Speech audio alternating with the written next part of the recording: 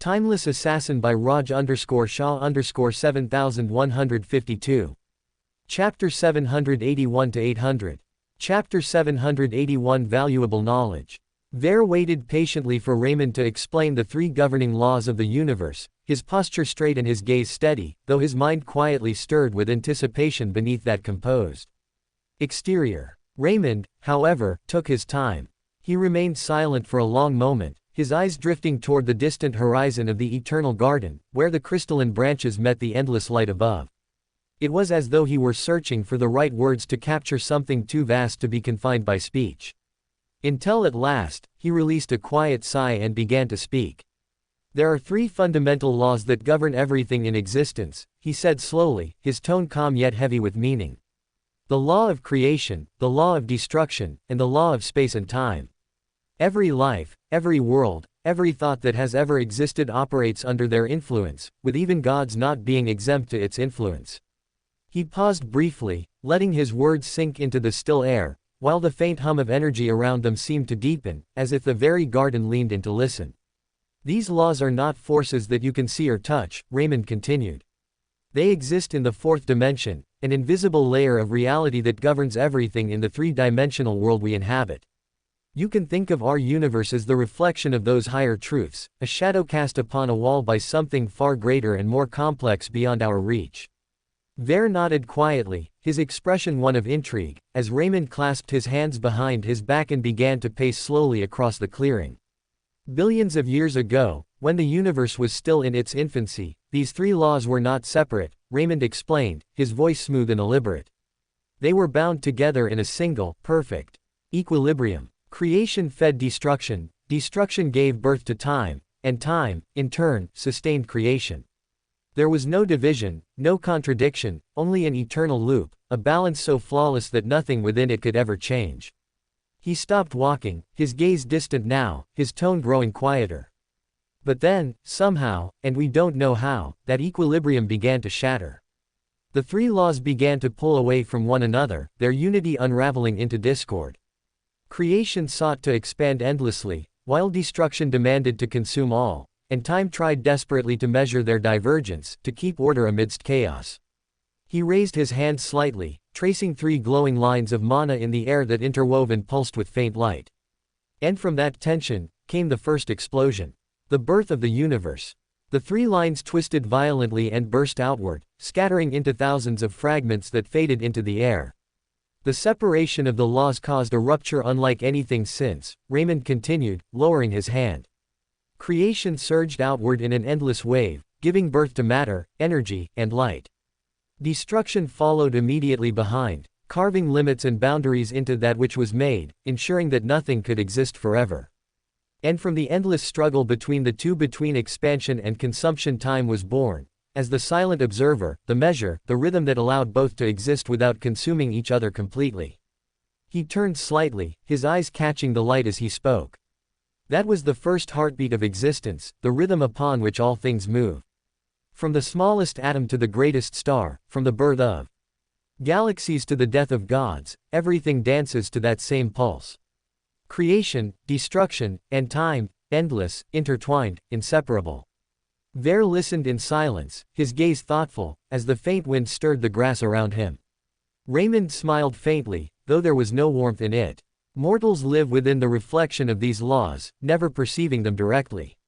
We see their results, their echoes. A child being born is creation. A dying star collapsing into nothingness is destruction. And the interval between both, which is every fleeting moment that connects them, is time. He took a few steps closer to Vare, his tone lowering slightly. But these are only their outer expressions, not the laws themselves. The true forms of these laws exist in the fourth dimension, beyond all matter, beyond perception, beyond even divine consciousness. They are not deities. They are not entities. They are patterns of truth. And to perceive them directly, one must step beyond the confines of existence itself. Vare tilted his head slightly. And how does one do that?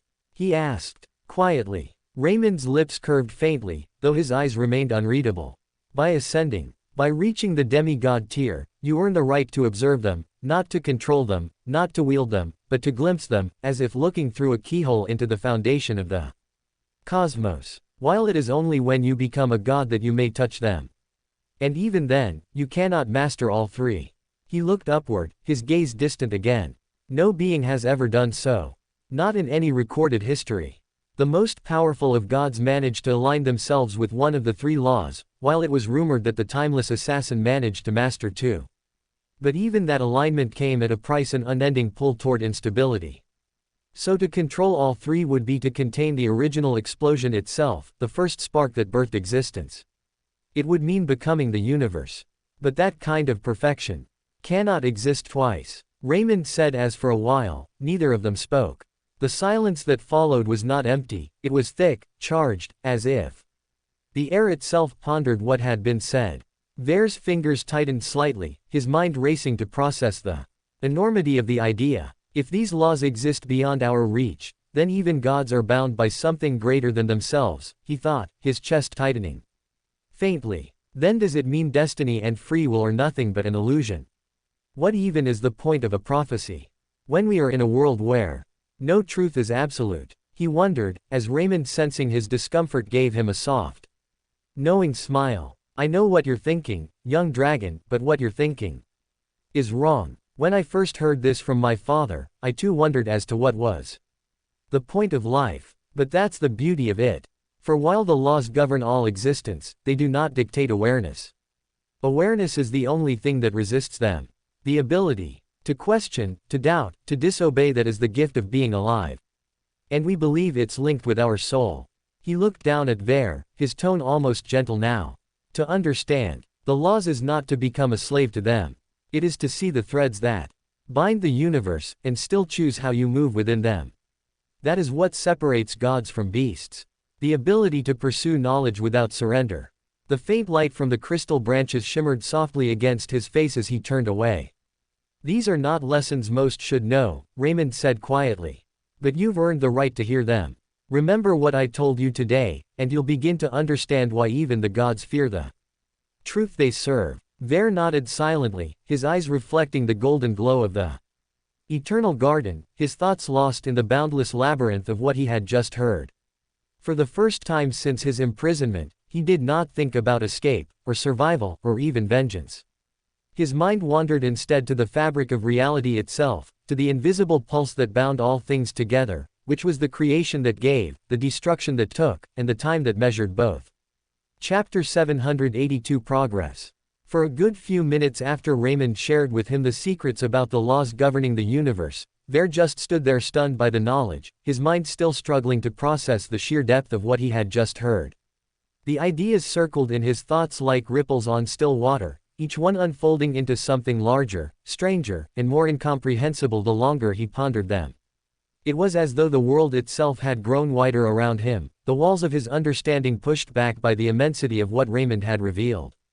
For the first time, he realized that perhaps strength was not the only path to power, and that perhaps knowledge itself was a weapon far sharper, one that cut silently through the fabric of belief. Sigh. He exhaled slowly, his lips curling faintly in reluctant admiration as he turned to glance at Raymond, who now stood calm and composed, as if the truth he had just shared were nothing but a casual thought. He truly knows more than he lets on, Ver thought, his respect for the demigod deepening. If all lessons from him are like this, then perhaps it's worth it for me to continue giving him these lessons. He concluded, as he made his decision to continue this exchange and to keep listening and learning, for as long as fate permitted. Meanwhile, Leo, the isolated residence training field. In the 3 days that Ver spent teaching Raymond the technique of enhanced, nearly a full year passed for Leo within the time-stilled world. During which time, his unbroken string of victories climbed from 775,000 to an astonishing 950,000, leaving him only 50,000 battles short of reaching his ultimate goal of 1 million consecutive wins. Swoosh, swoosh. Leo ducked beneath the first swing before leaping over the second, his movements so precise that they seemed almost unnatural for someone whose wrists and ankles were bound. Each dodge was measured to the smallest fraction of a second, every shift of weight balanced perfectly against the momentum of his opponent's attacks. Arg! The soldier in front of him roared in frustration, his sword slicing through empty air as Leo pivoted on his heel, the sound of fabric brushing against stone marking his controlled movement. He couldn't see through the blindfold, yet his instincts read the battlefield like open terrain. Every vibration in the floor, every ripple of displaced air, told him exactly where the next attack would come from. Swoosh. Crack. Leo twisted at the last instant, letting the soldier fist graze the air beside him before stepping into the blind spot of the swing, where with a sharp exhale, he bent his knees, gathered his weight, and thrust forward, his shoulder slamming into the soldier's gut with the force of a battering ram.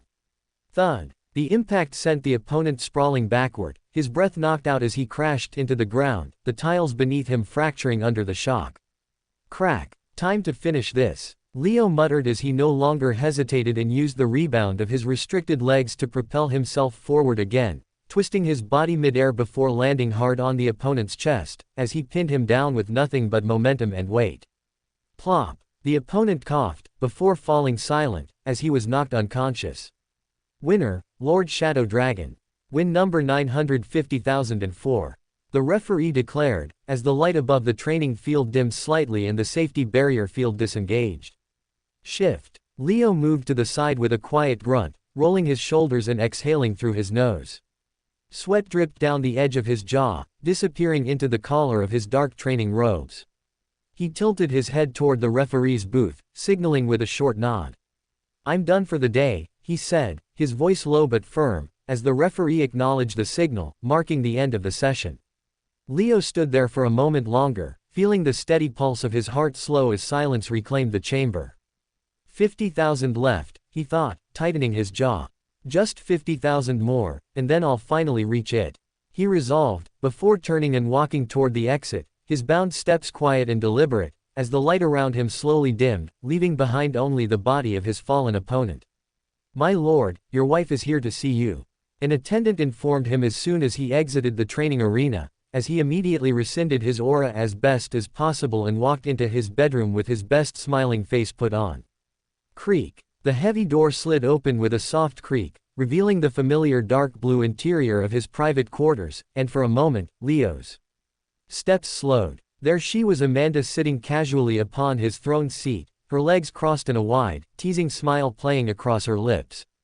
The faint golden light of the room's mana lamps bathed her in a gentle glow, catching in her brown hair and reflecting warmly in her deep, soft eyes. The sight alone was enough to make the tension in his shoulders melt away. All the strain from training, the fatigue from endless battles, the dull ache in his previously bound limbs, all of it loosened in an instant, dissolving under the quiet radiance of her presence. As for a long moment, he simply stood there, saying nothing, his expression unreadable yet softer than it had been in weeks. His eyes lingered on her features as though memorizing them anew, the way her hair fell over one side of her face, the mischievous curve of her smile, the faint spark of warmth that only she seemed able to kindle within him. So this is what peace feels like, he thought, the corner of his lips twitching into something faint and human. Amanda tilted her head, studying him with an affectionate glint. "You're staring again," she said softly, her tone playful but her eyes gentle. "You look like a man who's forgotten what sleep feels like." Leo exhaled a quiet breath that was half a laugh, half exhaustion. "Maybe I have," he replied, walking closer until he stood just before her. As he reached her side, her hand rose instinctively, brushing a stray lock of hair from his face. The simple touch, the warmth of her fingers, the familiarity of it, felt grounding, pulling him back from the haze of battle into something real. "You train too much," she murmured, her voice lowering. "You always push yourself beyond the point of reason. One day, your body will stop before your mind does." Leo smiled faintly at that, the tiredness in his eyes softening into quiet affection. "Maybe," he said, "but seeing you here makes it worth it." Amanda's smile deepened, and for a moment, neither of them spoke. The silence that followed wasn't empty, it was warm, intimate, filled with the kind of wordless understanding that only years together could forge. He knelt slightly beside her, resting one knee on the polished floor. His gaze still locked with hers. "Welcome home," she whispered, her fingers tracing the edge of his jaw. Leo's chest rose with a slow breath as he closed his eyes briefly, allowing himself, for once, to simply exist in that stillness. No battle, no mission, no burden, just her. Chapter 783. A bit more time. Leo's isolated mansion, Amanda's POV. Since the two had been apart for so long, their reunion began in a storm of longing, as they fell into a fiery embrace that left them breathless, their lips meeting again and again until thoughts dissolved, while their bodies melted together as though the long separation had only condensed their passion into something deeper, sharper, and far more consuming than before. The faint scent of sweat and steel from Leo's training robes mingled with the sweet perfume that clung to Amanda's hair, as their shared warmth filled the silence of the chamber in a way no words ever could. Only once they had reaffirmed their affection for one another, when the tremor of that first closeness began to fade into steady calm, did they move on to more important matters. As Amanda was the first to speak, her breathing still uneven but her tone soft and composed as she said, "There's something I need to tell you. It's about Supreme Master Argo." Leo's expression shifted at once, his warmth giving way to quiet attentiveness as his posture straightened. "His health continues to worsen," Amanda continued gently, her voice carrying that faint undercurrent of sadness that could not be masked even by discipline. "The healers say his lungs are failing him faster than they can repair. Years of inhaling industrial fumes and ash has caught up to him, and he's been advised to step back from exerting exercise. As a result, he has given up active blacksmithing entirely and only supervises now, not touching the forge at all." Amanda informed as Leo's gaze lowered slightly, the light in his eyes dimming with thought as he nodded once, slowly, a quiet sigh escaping him. "Sigh. I see," he murmured at last. "So the cult's greatest forger has finally laid down his hammer after 400 years. Amanda's lips curved into a faint, melancholic smile. "It feels strange, doesn't it? The cult's only supreme master, and the universe's greatest blacksmith finally stepping back due to advancing age. But such is the cruelty of time.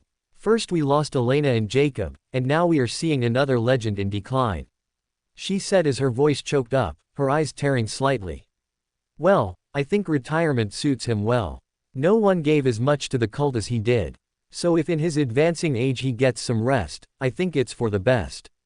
It's unfortunate that he doesn't have any successor as worthy as him, but he still has a few decades to live. Maybe he'll mentor one before he dies."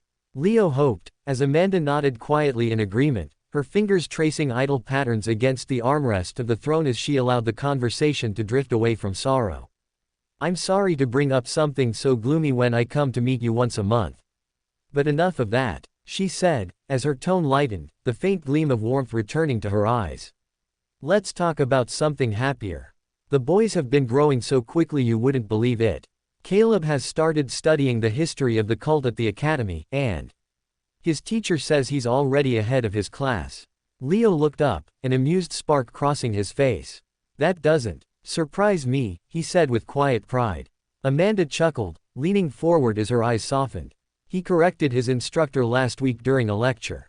She had missed the correct sequence of dragons and skipped Dragon Kevin before Dragon Noah, and Caleb stood up in front of the whole class to tell her she was wrong. When she asked who taught him that, he said, "My mom." For the first time in days, Leo laughed, the sound low and genuine. "He did?" he asked, his tone gentle but touched with pride. "That boy." Amanda smiled brightly at his reaction, the happiness in her voice unhidden as she continued. "In Myron he's turning 3 in just a few days. You should have seen what he did last week. He snuck into the elementary school's flower garden and started mixing flower petals that smelled good to him in the wash basin. When they caught him, he said he was making a perfume for me because mine had run out." Leo chuckled softly at that, his exhaustion seeming to fade for a moment. "The little one is sweet. He will protect you forever," he said. With a faint grin. "Maybe he will," Amanda replied, her laughter quieting as she reached into her robe pocket and drew out 2 small photographs. "Look," she said softly, handing them to him. "Caleb and Myron. Taken during this year's autumn festival."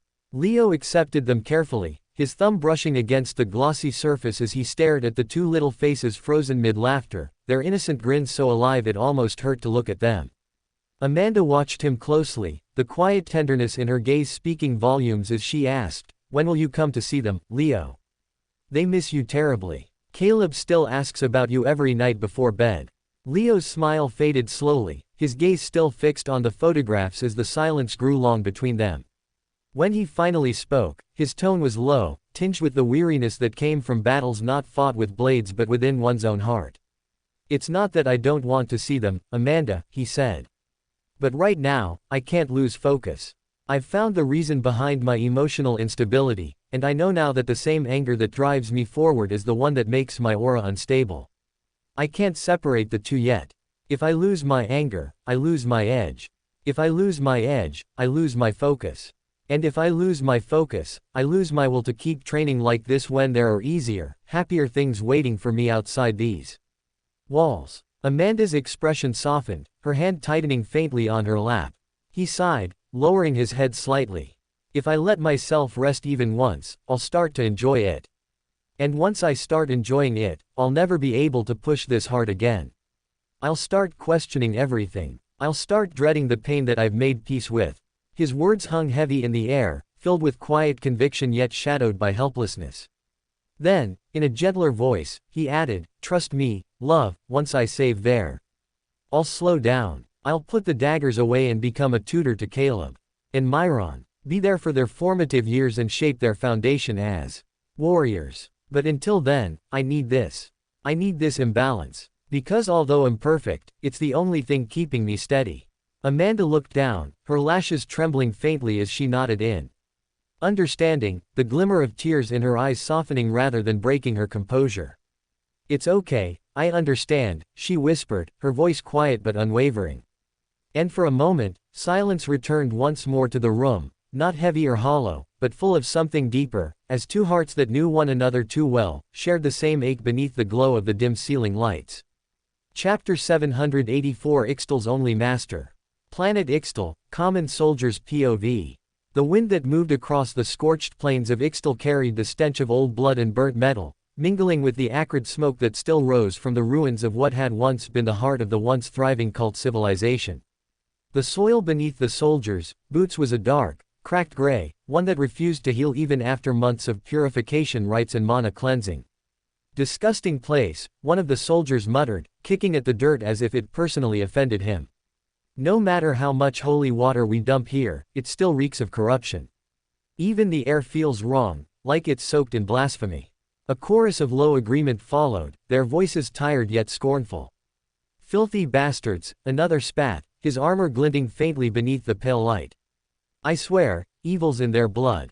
Whole generations born tainted. Even their corpses when we overturn the rubble look smug." "Yeah," someone else added, adjusting the hilt of his sword. "We leveled their temples, burnt their libraries, and flattened every tower that had those damned cult symbols carved on it, yet somehow this planet still feels like it's watching us, like it's telling us that we don't belong here. Makes my skin crawl." The group chuckled grimly, though none of them dared to look toward the horizon where the ruins of the capital still smoldered. "It'll take centuries to remake this hellhole in the image of the righteous faction," said their squad captain, his tone laced with disdain. "We'll have to rip out the very bones of this planet, cleanse it down to the core. Until then, it'll remain cursed. I haven't had a good night's sleep since I got here. And I most likely won't, until I'm back at my home in Dareva." A murmur of assent passed through the men until one of them, a younger recruit, spoke hesitantly. "Sir, there's one thing I don't understand." "What?" "The Lost Forest, and the stone castle of the evil god Soren. They're both still standing. The command even fenced off the area, saying no one's allowed near it. I thought we were erasing every last trace of the cult, so why leave that thing untouched?" The captain frowned, glancing toward the distant northern skyline where a faint, unnatural shimmer marked the forest's border. "Orders from above," he said finally. Apparently, the higher-ups think destroying Soren's castle might destabilize the mana flow of the planet. Something about ancient roots, or divine seals. Whatever it is, it's not our concern. At our level, it's best not to think about cosmic conspiracies too much. Or you'll never be able to follow orders faithfully. But sir, enough. The captain's tone hardened. We're soldiers, not scholars. If the command wants it left alone, we leave it alone. Now shut it and keep your eyes open. This planet might be conquered, but it's still dangerous. Just yesterday night there were reports of surviving cult insurgents taking down a squad. Some of those damn rats are still surviving under the rubble, so we need to be alert."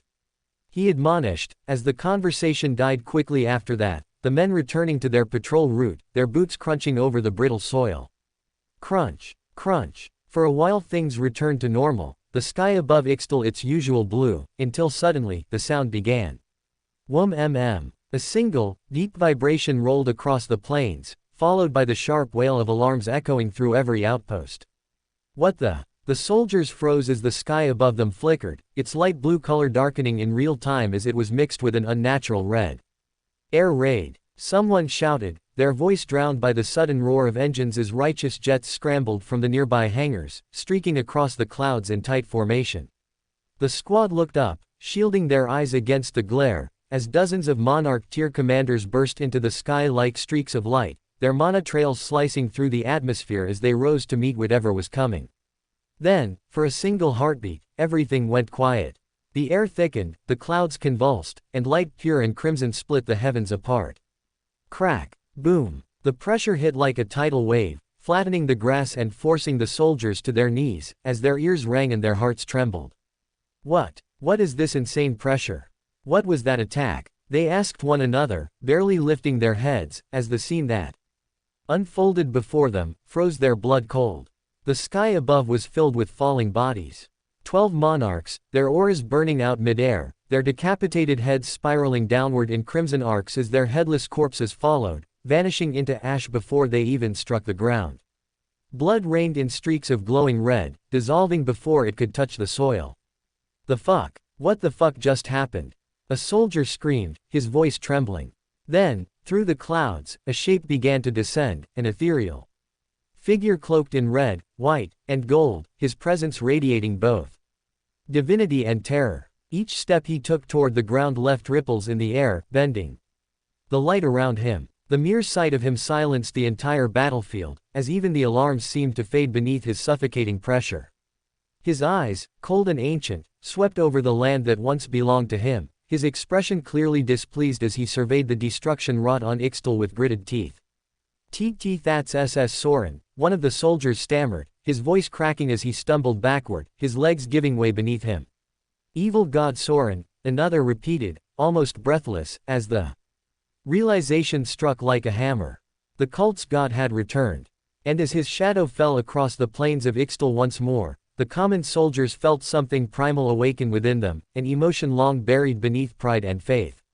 It slithered through their veins like ice, hollowing courage into silence, as they realized in dawning horror that the land they thought conquered had merely been sleeping awaiting its true masters. Return. Chapter 785 Confusion. Planet Ixtal, Soren's POV. As Soren descended from the sky, the storm of crimson energy that trailed behind him began to fade, its residual light scattering across the torn horizon like dying embers of a divine fire.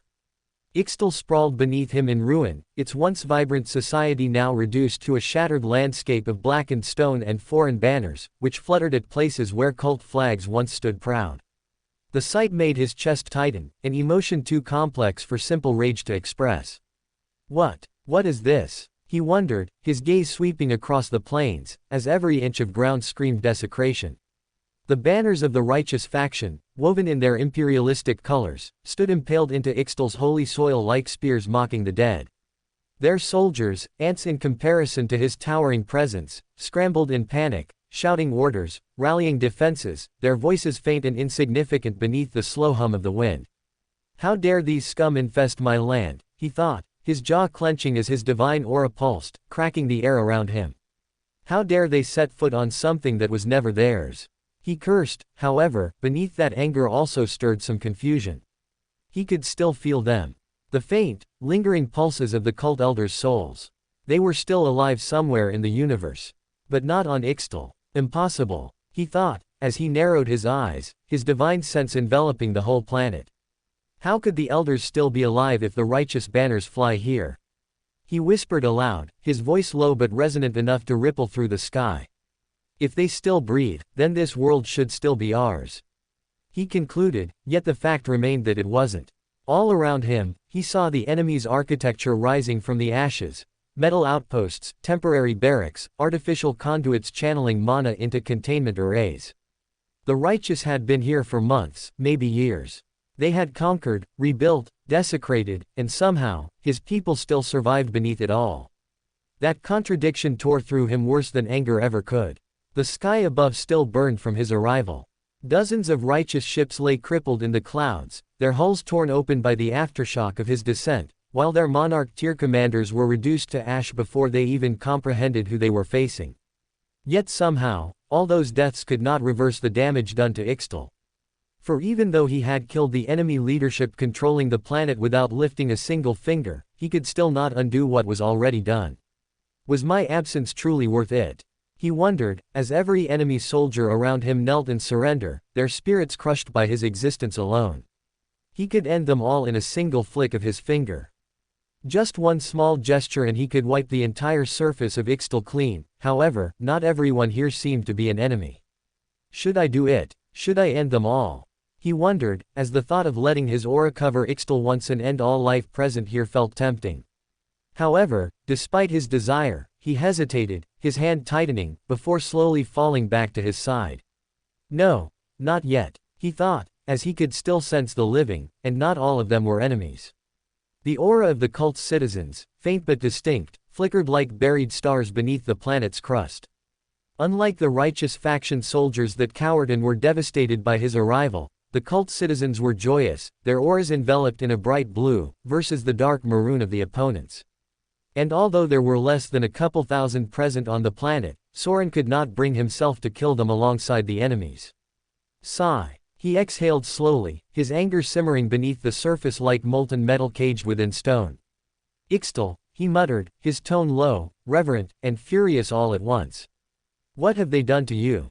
His eyes drifted toward the northern skyline, where the faint shimmer of the lost forest still stood untouched, the only part of the planet that the righteous had dared not defile. At its center, he could feel the old stone castle left untouched, as he understood immediately that it was his brother's orders. For only Caliph could protect that place out of sentimental value. While no one else would care much for it. Sometimes I don't understand what you want, brother. But unfortunately for you, I have stopped caring about it a long time ago. The next time we meet, I will come for your life. He thought, as he turned his gaze towards a nearby soldier, and gestured for him to approach. You, come, he demanded, as the poor soldier immediately wet his pants, his legs trembling as he slowly approached. Why yes my lord, he said, as Soren pointed towards the east and said, there is a cult survivor in that direction, roughly 2 miles. Go fetch him for me within the next 10 minutes. Fail and I'll kill you by exploding your heart inside your chest. Succeed and I promise to set you free. Soren instructed, as the terrified soldier sprinted eastward with all the desperation of a dying man clutching at his final chance to live. The god watched him go, his expression unreadable, his gaze fixed far beyond what mortal eyes could see, as the horizon shimmered faintly in the distance. Minutes passed in silence, broken only by the faint crackle of burning metal and the hiss of cooling ash that still drifted down from the skies. Then, at last, the soldier returned. He came back limping, blood streaking across his face, his breath ragged, as he carried a half-dead body on his back. A body that was barely breathing, yet still clung to life with the stubbornness of one who refused to die before seeing dawn. Crash! The soldier collapsed to one knee before Soren, his voice trembling as he gasped, my lord. I found him. A survivor of the cult, just as you said. Soren's eyes narrowed slightly as the battered man slid off the soldier's shoulder and fell to his knees before him. His face was bloodied beyond recognition, one eye swollen shut, but behind the torn flesh still burned the unmistakable glimmer of faith. For a moment, neither spoke. The wind carried the sound of distant alarms and the crackle of fire. Then, through split lips, the survivor smiled, a wide, trembling smile that cut through the ruin like sunlight through smoke. The Lord has returned, he whispered, his voice shaking as tears began to spill freely down his cheeks. All our sufferings, all our humiliation, they will be avenged now.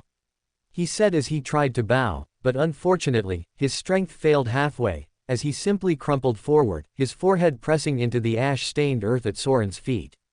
Thud! Soren's expression softened imperceptibly as he stared down at the broken man, and in that moment something inside his chest tightened, a rare ache. That had nothing to do with fury or vengeance, as he remembered once again as to what it meant to be followed, trusted, and loved. My people, they suffered, yet they endured, he thought, lowering his gaze slightly. Even after all this time, they still wait for me. He reached out, his hand hovering just above the man's head, as using just a sliver of his divine energy, he healed the man completely within seconds. Rise now, brave man. Rise and tell me what happened here. He demanded, as the broken man met his gaze, and began with his story. Welcome to Fanfic Audiobook, your go-to place for immersive audiobooks. If you enjoy the content, don't forget to like the video and subscribe to our channel for more amazing stories. And please support the author by link in description. Chapter 786 Angry Soren. Planet Ixtal, Soren's POV. The broken man's breathing steadied slowly as the divine glow of Soren's healing faded from his skin, his wounds sealing like cracks mended by light. He blinked a few times, still dazed, then looked up, his bloodshot eyes meeting the angry god's gaze. My lord, he began, voice hoarse and uneven, I don't even know where to start. Start from the beginning, Soren said quietly, his tone steady but heavy enough to make the man's shoulders tremble. Tell me what happened after I was gone. The broken man swallowed hard, wiping at the dried blood on his chin with a shaking hand. It all began with that cunt Raymond, the son of the eternal sovereign. The one the righteous soldiers now call the cult conqueror. Soren's eyes narrowed slightly, the air around them tightening. The man continued, he killed Commander Charles, my lord. Killed him in front of everyone at Juxta. I don't know how he did it, but that was when everything started falling apart. Crack. The faint sound of stone splitting echoed around them as Soren's fist clenched, the pressure of his rage bleeding into the ground. Go on, he said, his voice low, calm, yet burning underneath. After Commander Charles fell, the righteous faction came down on us like a swarm, the broken man said, his words trembling. They said Juxta was a den of devils, and they made sure no one left it alive. Tens of millions died, my lord. The heartless bastards destroyed the whole planet. Soren's expression darkened, his gaze distant, remembering faces, voices, laughter that had all gone silent. The elders? He asked sharply. What of them? The man nodded quickly. The dragon and the shadow dragon took charge once the news reached Tithia. With Commander Charles gone, everyone was scared, half the army deserted within days. But the shadow dragon, Lord Leo, refused to give up. Said he had found a way to save the people. Soren's brows furrowed. A way. Yes, my lord, the man said, his voice gaining strength as he spoke. He created something, a device to survive the harsh environment of the time-stilled world. Said it would keep the civilians safe while we rebuilt our strength to face the enemy. He moved almost everyone there, women, children, craftsmen, the sick. Maybe 70, maybe 80% of us were saved because of him. Soren's eyes softened slightly, though the veins in his temples still pulsed with restrained fury. And the rest? The man's voice broke as tears filled his eyes. The rest stayed behind. Some of us couldn't leave, we were too old, too weak, or too stubborn to abandon the land we were born on. Lord Dragon, he took whoever wanted to be saved but couldn't by Lord Shadow Dragon and scattered them across neutral planets, said they'd blend in and rebuild someday. But, his voice cracked again, but not all made it. Some planets turned us away, others sold our people to the righteous. A few of us, like me, stayed here, hiding, running, watching everything we ever loved get buried under their boots. He let out a shaky breath, his words dissolving into quiet sobs. It's been hell, my lord. Months of it. We kept praying for a sign, for you. Some of us thought maybe you'd forgotten us, that maybe you were never coming back. Soren's eyes flared faintly red at that, a faint tremor spreading through the air as he rose to his full height, his shadow stretching long over the ruined plain. Forgotten you, he said softly, the weight of his voice shaking the ground. No, I may have been gone, but I never forgot. The man wept openly now, clutching at his chest. Then you really came back, it wasn't a dream. Soren's gaze swept across the horizon, his fury returning with the force of a storm barely held in check. Dreams don't bleed, he said. And soon, neither will the ones who did this to you. He turned toward the distant banners of the righteous faction, his aura flickering like molten sunlight behind a storm cloud.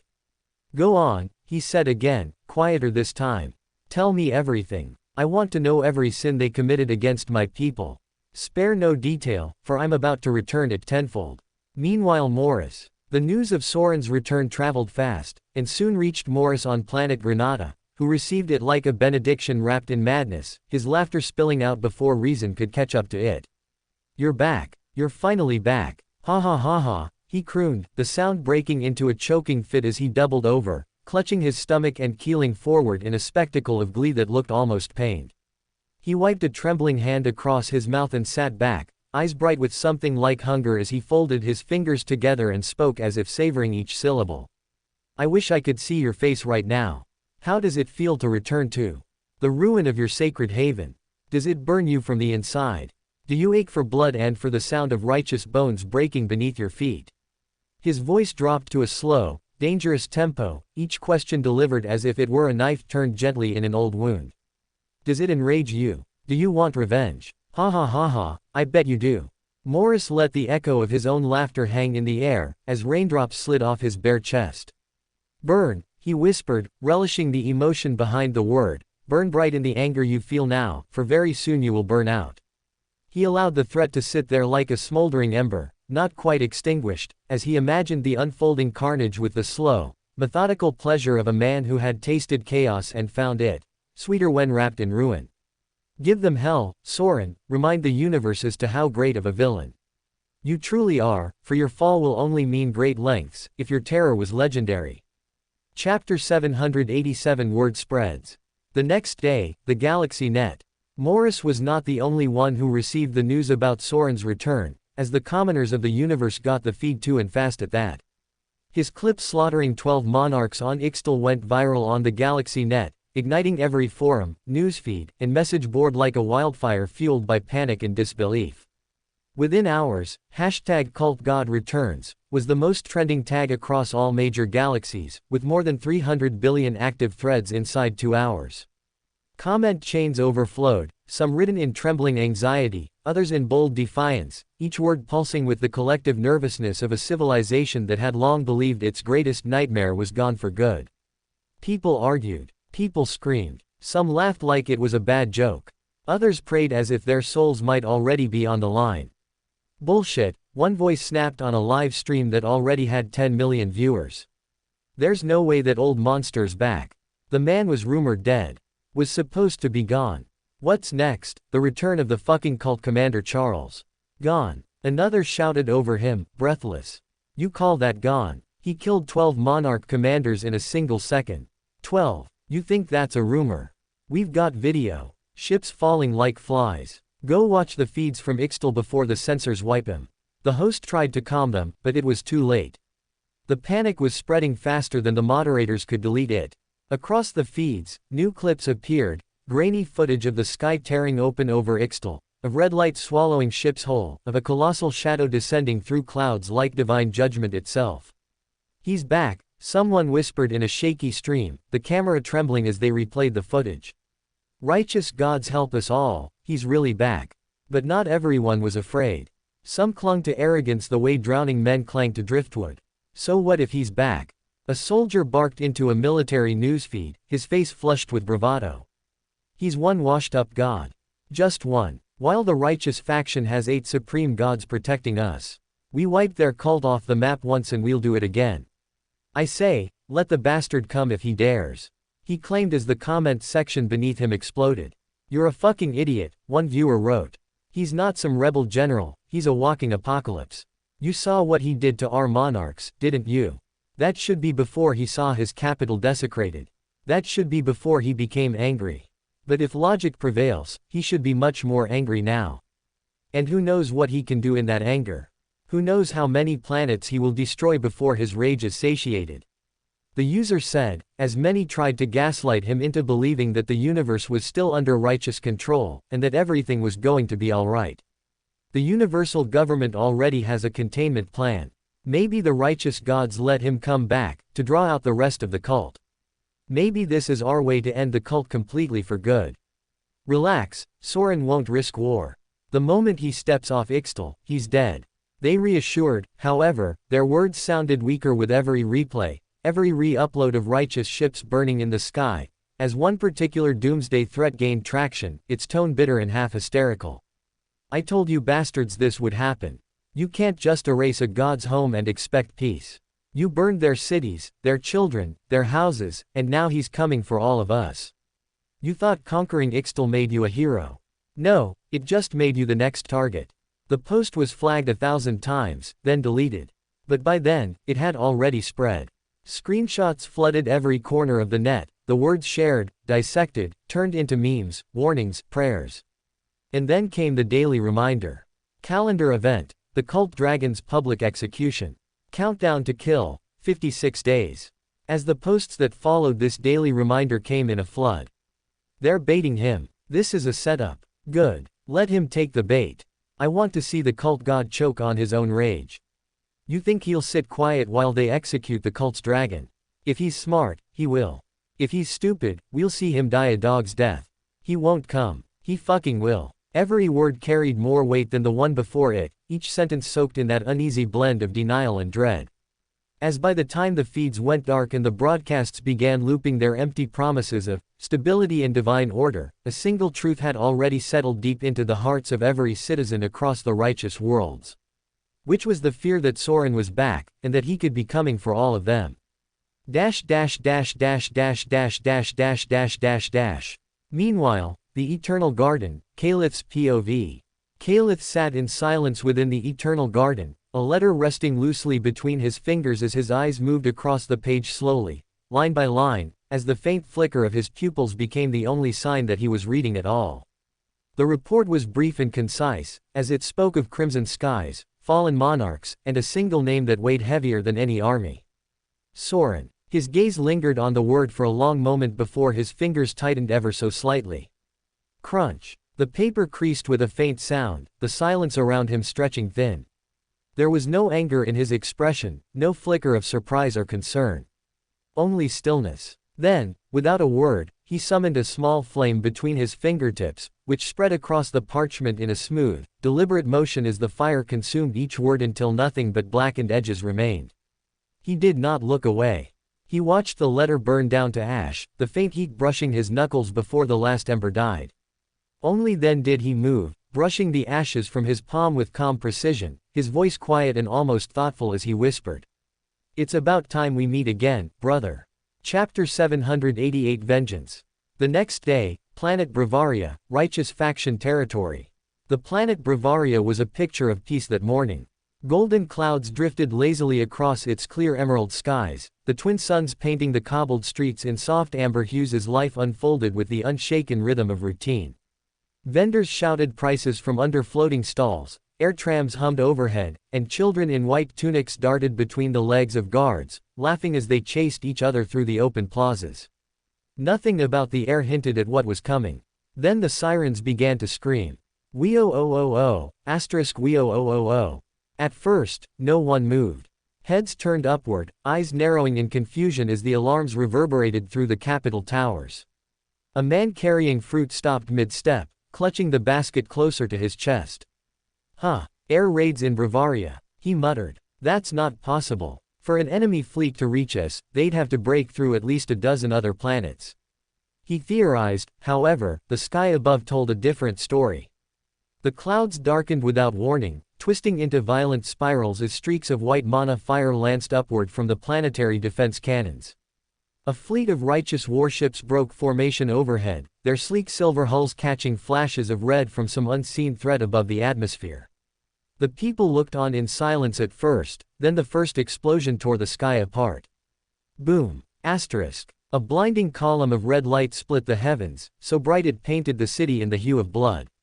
The leading destroyer flagship of Bravaria's planetary commander was vaporized instantly, its energy core detonating in a single, silent flash before fragments began raining down like molten hail, as screams erupted down below. What is that? It's coming through the clouds. The commanders. The monarchs. There. They never finished the sentence. From the surface, it looked like the end of reality itself. A ripple of energy curved across the sky, bending light, air, and space inwards.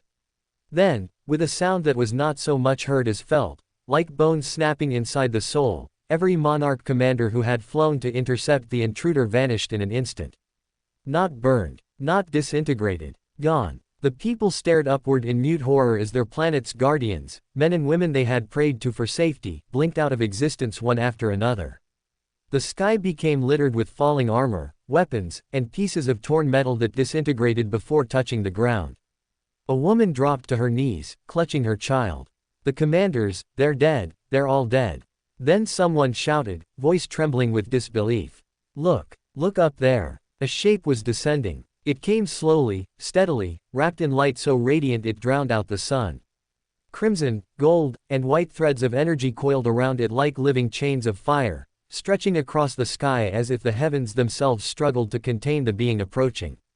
As it neared the lower atmosphere, the light peeled away, revealing the silhouette of a man, towering, divine, and terrible in his stillness.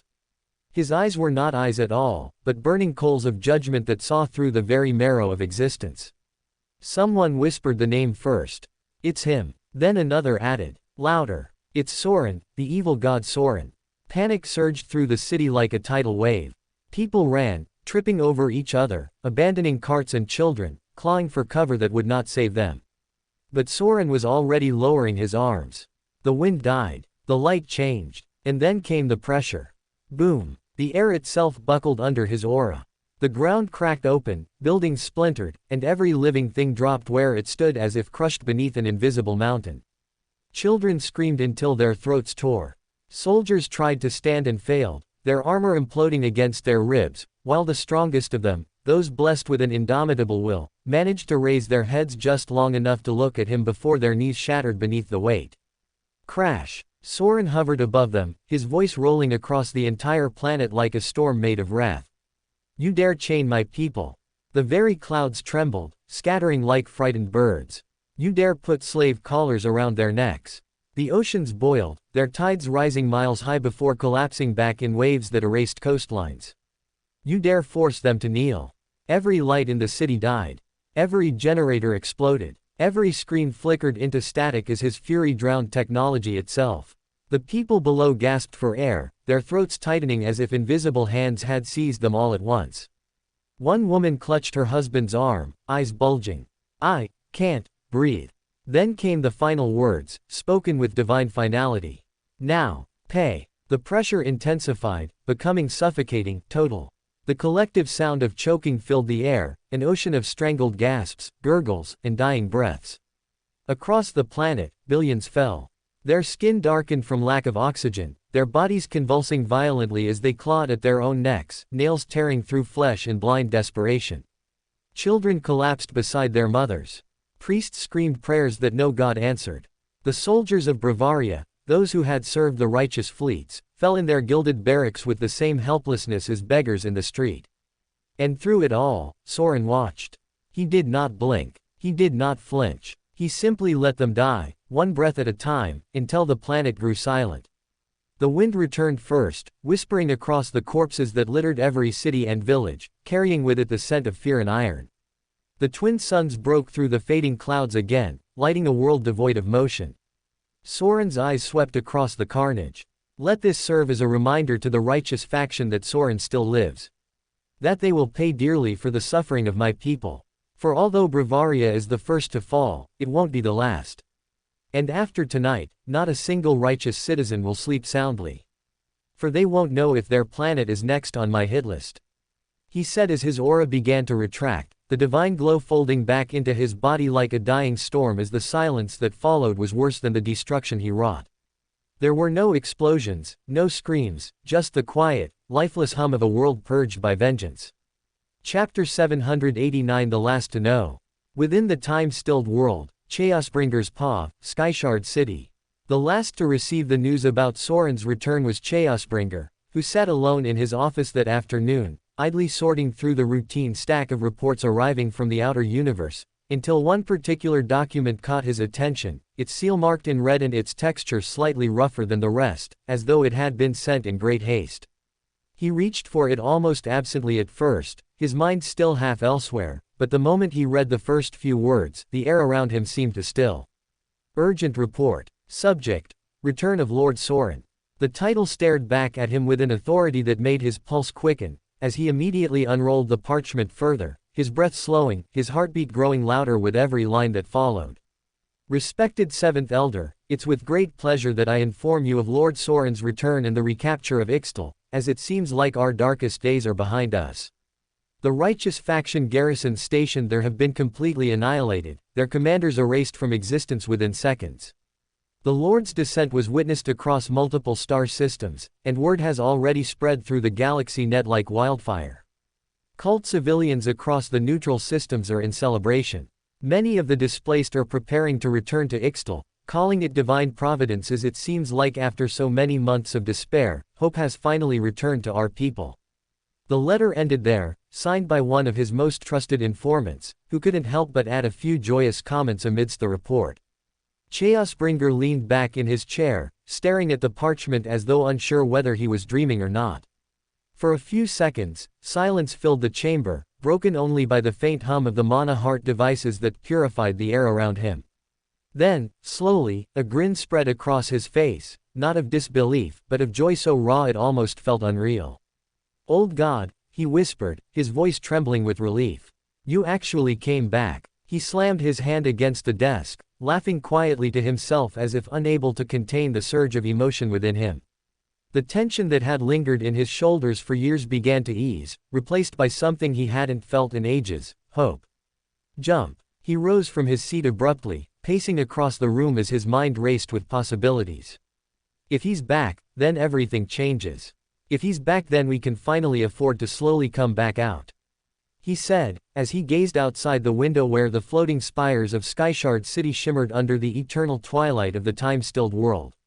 The people below still moved at their slow, deliberate pace, unaware that beyond the temporal veil, their great god had returned, as Chaosbringer clenched his fist, determination flashing in his eyes. "I must inform Lord Boss of this development at once," he muttered, already moving toward the door. "The Lord was so desperate to locate the old god all these years, I'm sure he will be happy to hear that he's back." Chaosbringer mused, as with that he rushed outside to catch a transport craft. Isolated mansion, Leo's residence. It took Chaosbringer a solid 20 minutes to reach Leo's residence despite taking the fastest transport craft available. However, even then, the craft's engine began to sputter and fail when it reached a 1-kilometer proximity to the mansion, as Leo's ever-dangerous aura affected its mechanics. Sputter. Jerk. Jerking and sputtering violently, the jet had to make an emergency landing, after which Chaosbringer was forced to move by foot, as he sweated and struggled against Leo's aura. The Lord's pressure. It's getting increasingly difficult to bear with time. My old heart can't take this anymore. A couple such trips each month and my life feels like it's being cut short by a year. Chaosbringer complained, as he panted heavily with each step he took. Step. Step. It took him another 50 minutes of intense struggle just to reach the boundary to Leo's door, at which point he became drenched in sweat from head to toe. "It disgusts me that I show such an untidy version of myself to the Lord, but it can't be helped. This news must be delivered at once," he muttered under his breath, as he knocked once on the door, only for a deep voice to answer from within. "Come in," said Leo from the other side, as Chaosbringer walked in and kneeled, his expression relieved at finally being able to give his tired legs a rest. "My lord, I come bearing some urgent news," he said, as Leo looked down at him from his throne, his expression pitiful, as he empathized with Chaosbringer, the poor common man who was forced to endure his oppressive aura. "God Soren has returned to Ixtal, and it looks like the cult capital has been reclaimed by him. Our surviving citizens are celebrating his return, and the righteous faction seems to have been thrown into chaos and disbelief because of it," Chaosbringer said in a single breath, his tone trembling between disbelief and excitement, as Leo lifted his eyes slightly at the news, the faint glint in them betraying a spark of emotion that hadn't surfaced in a long time. For a moment, the room fell silent, the weight of the news settling like thunder in the still air. Then, slowly, a quiet smile tugged at the corner of his lips. "Soren's back," he said softly, almost to himself. "That must mean he succeeded in refining the metal," he concluded, as he exhaled sharply, the breath laced with both relief and satisfaction, as if a long-awaited balance had finally begun to restore itself. "Chaosbringer, I have an important task for you. You must personally seek Soren out and deliver my message to him," Leo continued, his tone growing firmer, colder, yet alive with purpose. Tell him that I'll be coming soon, and that together we must save Ver. The dragon's execution cannot be allowed, and that I might have a plan to save Ver with his cooperation. Leo informed, as Chaosbringer bowed his head low, determination flashing in his eyes. Yes, my lord, it shall be done as you please, he replied quietly before turning to leave, as he mentally prepared himself to move out of the time-stilled world after several decades. Chapter 790 Terror. After receiving Leo's orders, Chaosbringer did not waste a single breath, as within the next hour he boarded a jet en route to the wider universe, his mind full of countless thoughts that refused to settle. The faint hum of the craft filled the silence around him, as through the reinforced glass he could see Skyshard City unfold beneath him like an endless plain. It's been, what, a few decades since we started building this city. I still remember how it wasn't anything much when I first came here. But look at it now, it's the best city in the universe. He thought, as the realization struck him with quiet weight, one that was more awe and less nostalgia. Only a few months had passed in the wider universe, yet for him, decades of service and solitude had gone by, as by now, he had spent as much of his life inside the time-stilled world, as he had outside. Tilt. THRUMM. As the jet aligned with the exit gate, the portal's runic core began to pulse, its light cascading across the cockpit in soft waves of violet and silver. Intense vibration. Chaosbringer sat back in his seat, fingers tightening slightly around the armrest as the engines whirred to full capacity. *1MMM. The gate expanded before him like an opening eye, its swirling light bending and twisting until it became a vast, circular horizon. And then, in one silent flash, the world inverted. *vroom. The craft burst through the boundary, and for the first time in many years, Chaosbringer beheld the true night sky, once again. Before him laid the familiar endless black of the wider universe, disturbed only by the glimmer of distant stars. Oh, I had forgotten how beautiful the night sky looked, he muttered as he leaned forward instinctively, his breath catching in his throat as the sheer scale of it hit him anew. The stars seemed sharper now, colder, their distant fire carrying the kind of quiet that no world of slowed time could ever mimic. When I last saw these skies, he thought, his lips curling faintly in something between nostalgia and disbelief, I was a young man still learning how to shapeshift properly. And now, I'm old enough to feel my bones creak each time I bow. He chuckled under his breath, a dry sound that vanished against the hum of the craft. But beneath that momentary warmth pulsed something else, something sharper and heavier purpose. The Lord had given him a task, and not just any task, but one of immense importance. He was to seek out the cult god Soren and deliver news of the cult's future plans, where they slowly expanded out of the stilled world, and saved Ver from the clutches of the righteous faction. It will be difficult, I need to have this conversation in a way where I neither antagonize God Soren, nor give him any room to reject Lord Leo's vision. I need to have a delicate touch, yet ensure I drive my point across. Chaosbringer thought, as the navigation screen before him finally flickered to life. Target coordinates, Planet Ixtal. The text read, as the old navigation systems came online, and showed the approximate arrival time at 2 hours 56 minutes. Meanwhile, on the GalaxyNet servers, for the first few hours after Soren killed every living being on Bravaria, no one outside the system even realized what had happened. The planet's comms were silent, its defense network dark, and its orbiting satellites offline. No distress signals were sent, no emergency broadcasts hosted, as Bravaria simply turned into a void where a bustling world used to be. When the first merchant convoys arrived, they expected trade ports and docking lanes to work as usual, but instead they found a dead world. The air was still, the lights of the great capital cities were gone, and in the streets, only bodies laid strewn. Endless bodies. The merchants sent out frantic calls, their shaky voices barely audible over static as the first recordings began uploading to the GalaxyNet. Within an hour, every major channel had the footage. Aerial drone feeds showed the planet from above as Bravaria's magnificent cities were now lifeless and cold, its plazas filled with corpses lying in perfect stillness, every face frozen mid-gasp, every hand clawing at a throat that would never draw air again. At first, people over the GalaxyNet refused to believe it. What kind of sick edit is this? One streamer scoffed live to an audience of 2 million. Fake as hell. Bravaria's a fortress world. You don't just lose that overnight. One would have to destroy a dozen other worlds just to get here. Then someone leaked security footage from the planetary archive. And the denial shattered. It began with a flash, no sound, no shockwave, just the crimson gleam of a god's fury as the sky twisted inward on itself. A single light pierced the clouds, followed by a voice that cracked through the static feed like thunder rolling through glass. You dare chain my people. The video cut out after that, but it didn't matter. Everyone watching already knew who it was. Chat rooms went silent for a heartbeat before exploding into chaos. It's him, isn't it? It's Soren. No fucking way, Bravaria's gone. He killed them all without a weapon. Without moving. He just looked at them. The panic spread faster than the moderators could control. Government servers crashed, and emergency news anchors appeared on every righteous broadcast trying to calm the masses. Remain indoors. The righteous gods are aware of the situation and are preparing a divine response. The cult criminals responsible for this attack will soon be brought to justice, they said in trembling tones that fooled no one. Because everyone watching the feeds knew the truth, Bavaria hadn't fallen to an army. It hadn't been bombarded or invaded. It had been erased. If he can do that to Bavaria, someone whispered in a viral stream.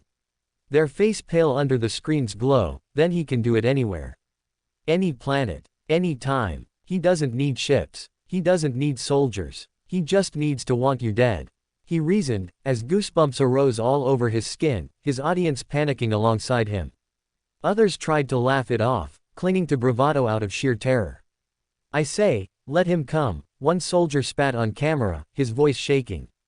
We've got gods too. But his hands were trembling, his eyes darting upward as if Soren might appear in the sky at any moment, as across the righteous faction, fear became a living thing, thick, contagious, and impossible to silence. Because now, every man, woman, and child understood the truth that no government announcement could bury. If Soren could walk into Bavaria and choke an entire planet to death, then no one in the righteous worlds was safe. Chapter 791 The Bitter Truth. Planet Ixtal, Chaosbringer's POV. Although Chaosbringer had heard reports that Ixtal had been conquered by the righteous faction, just hearing about it and seeing it in person were two different things, as he couldn't believe the extent of destruction that had been wrought upon this once vibrant planet. Everything had been turned to rubble except for the lost forest and the stone castle that stood like a ghost within it, as while he flew over Ixtal's skies, all he could see were charred cities, broken bridges, and empty plains where millions once lived. The air was thick with silence.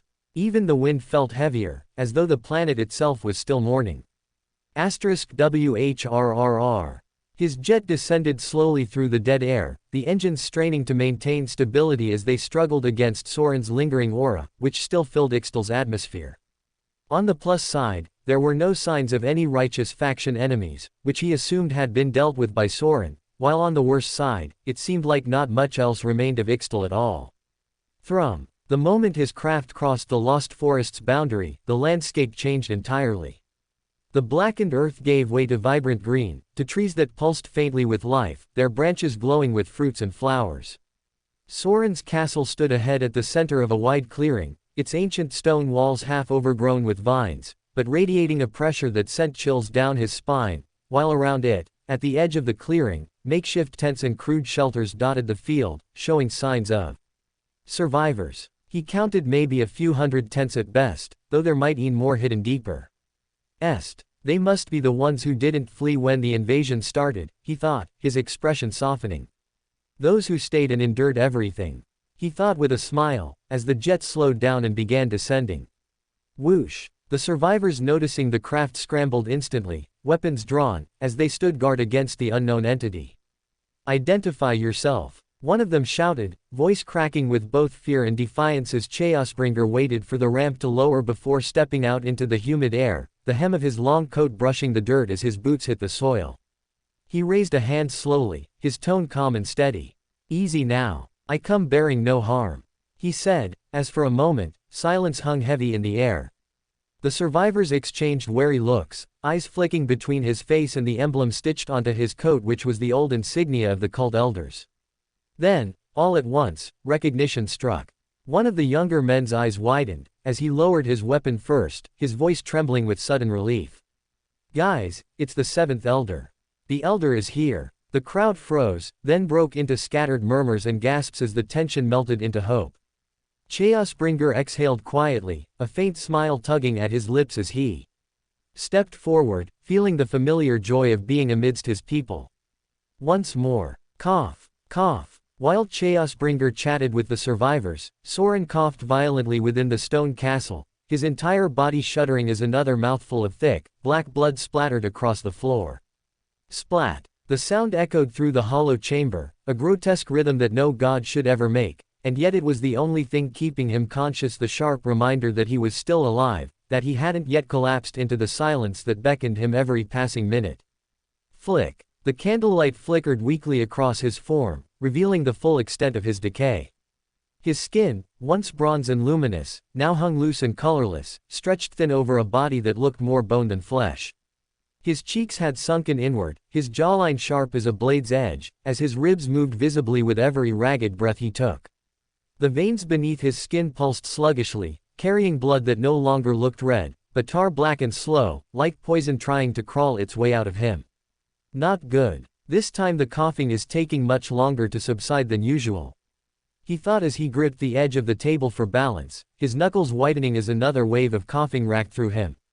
*HRK. Splatter. Blood sprayed across the stone floor, sizzling faintly as traces of corrupted mana burned through it. He spat, wiped his mouth with the back of his hand, and stared at the thick smear on his palm, dark, glistening, and almost reflective under the candlelight. His chest heaved, his lungs screaming for air, but all he could manage were shallow, trembling breaths that whistled painfully through half-collapsed airways. A few more days, he whispered to himself, voice rasping like sandpaper dragged across metal. I just need to survive for a few more days. Just until I can have one last fight, he muttered, as he clutched the block of origin metal he had refined into his hands. Even in the dim light, it pulsed faintly, emitting a low hum that vibrated through the floor, alive in a way that no mere metal should be. Its surface reflected nothing, absorbing light instead, as if it refused to share its secrets. Soren placed a trembling hand upon it, his touch reverent and desperate all at once. I need to find the blacksmiths, he murmured, his voice barely more than a breath. The ones still loyal to the cult, the ones capable of shaping this into a blade worthy of vengeance. He tightened his grip around the metal, his fingers trembling violently, streaks of blood running down his wrist and dripping onto its surface. Once I have the blade, he wheezed, his lips curling into a ghost of a smile. I'll finally make them pay. But even as the words left him, his knees buckled, and he crashed to the floor, his body convulsing from another surge of pain. Thud. He gasped, clutching his chest as blood spilled from his mouth once more, the color darker than before, thicker, more viscous, proof that his lungs were failing faster than his divine healing could keep up. His vision blurred at the edges, the walls pulsing faintly in and out of focus, and the faint hum of the origin metal became the only sound that anchored him to the present. He lay there for a moment, his breathing shallow, his gaze unfocused as he stared at the flickering candlelight on the wall. At this moment, he didn't look like a god. He didn't look divine, invincible, or even immortal. He looked like a dying man, a weary, battered shell of what once was, bleeding out slowly in the ruins of his own temple. His people outside had no idea. To them, he was still the indestructible Lord Soren, the cult's unyielding deity who brought justice to Ixtal and vengeance to their enemies. None of them saw the blood-stained rags hidden behind the throne, nor the trembling fingers that struggled to hold a cup steady. But even as his body betrayed him, even as the pain gnawed at his lungs like fire and his blood turned to poison within him, his will refused to break. Death would be mercy, he thought bitterly, his eyes narrowing. But mercy is for the weak. He dragged himself up slowly, one trembling hand pressing against the table as he stood. His reflection in the metal surface stared back at him, sunken eyes, hollow cheeks, cracked lips, and the faint, stubborn glimmer of rage that refused to die. I'll endure, he whispered to the empty room. Even if it kills me, I'll endure. And as another cough tore through him, the black blood spilled again. But this time, his smile didn't fade. Chapter 792 Waiting. Planet Ixtal, the porch outside Soren's return, Chaosbringer's paw knock. Knock. Chaosbringer tapped lightly on the old castle door, as he folded his hands behind his back and waited patiently for Soren to answer. The echo of his knock drifted through the thick air, vanishing into the hollow quiet of the castle beyond. However, despite the sound carrying loud and clear, the heavy castle doors did not so much as tremble in response, their surface cold and unmoving beneath the faint shimmer of lingering divine energy. Did he hear me? Chaosbringer wondered, as he stood there for a moment, waiting for footsteps to emerge from the other end, but heard nothing, not a sound. A bead of sweat slid down his temple as he glanced toward the forest, where the survivors watched from afar, none daring to approach, as they all silently prayed for him to be received. Another minute passed, then 5, then 50. Still, nothing. Chaosbringer shifted his weight, his brow twitching slightly. Surely he knows I'm here, he muttered under his breath. A god surely doesn't need to hear a knock to know he's got a visitor. He said as his eyes flicked toward the sealed door again, half expecting it to open on its own, but it didn't. Sigh. He exhaled, long and quiet. Do I knock again? He whispered to himself. Or would that be seen as rude? What if he's meditating? What if I interrupt him? What if he's testing me? He rubbed his palms together nervously, glancing down the corridor as if searching for divine guidance that wasn't coming. I can't just stand here forever either, he reasoned softly, pacing in front of the door. But if I leave and he opens it after I'm gone, it'll look like I lost patience. Damn it, why does approaching powerful warriors always feel like walking through a minefield? He stopped, staring at the door again. The silence pressed on him harder now, as he could almost feel Soren's presence behind it, heavy, suffocating, alive. He wasn't sure if that was comforting or terrifying, but he felt like it was a bit of both. All right, he whispered finally, steeling himself as he raised his hand again. One more knock. Just one. If he doesn't answer this time, I'll wait. However long it takes, he concluded, as he took a deep breath and tapped again, gentler this time, almost apologetic, before folding his hands once more and standing straight. Knock, knock, creak. Inside, he could almost swear he heard something move, maybe a faint scrape of a chair, a cough, or perhaps just the creak of old stone shifting in the wind. But before he could decide which, the sound faded, leaving him alone once again with his uncertainty. I'll wait, he said quietly to himself, the words half a vow, half a plea. And so he did, as he stood with the composure of a devout believer, waiting for a god to grace him with his presence. Meanwhile, within the castle, Soren had long sensed that someone was waiting outside, but given the frail state of his body, he knew he wasn't in any condition to receive the guest just yet. Knock, knock. The sound reached him again, gentle but persistent, as his already frayed patience thinned. He gritted his teeth, a weak growl escaping his throat as another fit of coughing seized him. Cough, cough. Hack. He doubled over, one hand pressed against the table, the other clutching his ribs as another mouthful of black blood splattered. Across the floor. Splat. A coppery stench filled the room instantly, while the walls seemingly echoed the wet, ragged sound of his breathing. I can hear you, damn it, he muttered under his breath, his voice low and rough. Fucking wait for a few minutes, will ya? His hand trembled as he wiped the corner of his mouth, the back of his palm streaked red-black. He could feel his heartbeat slowing, uneven, each thump dragging like a dying drum. Not now. I can't let him see me like this.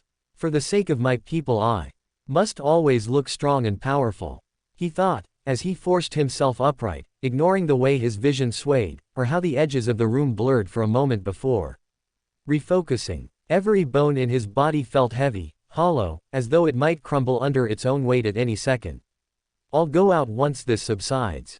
Once I look like myself again, he decided as he straightened, took a slow breath, and ran a hand through his hair, slicking it back even as sweat beaded across his forehead.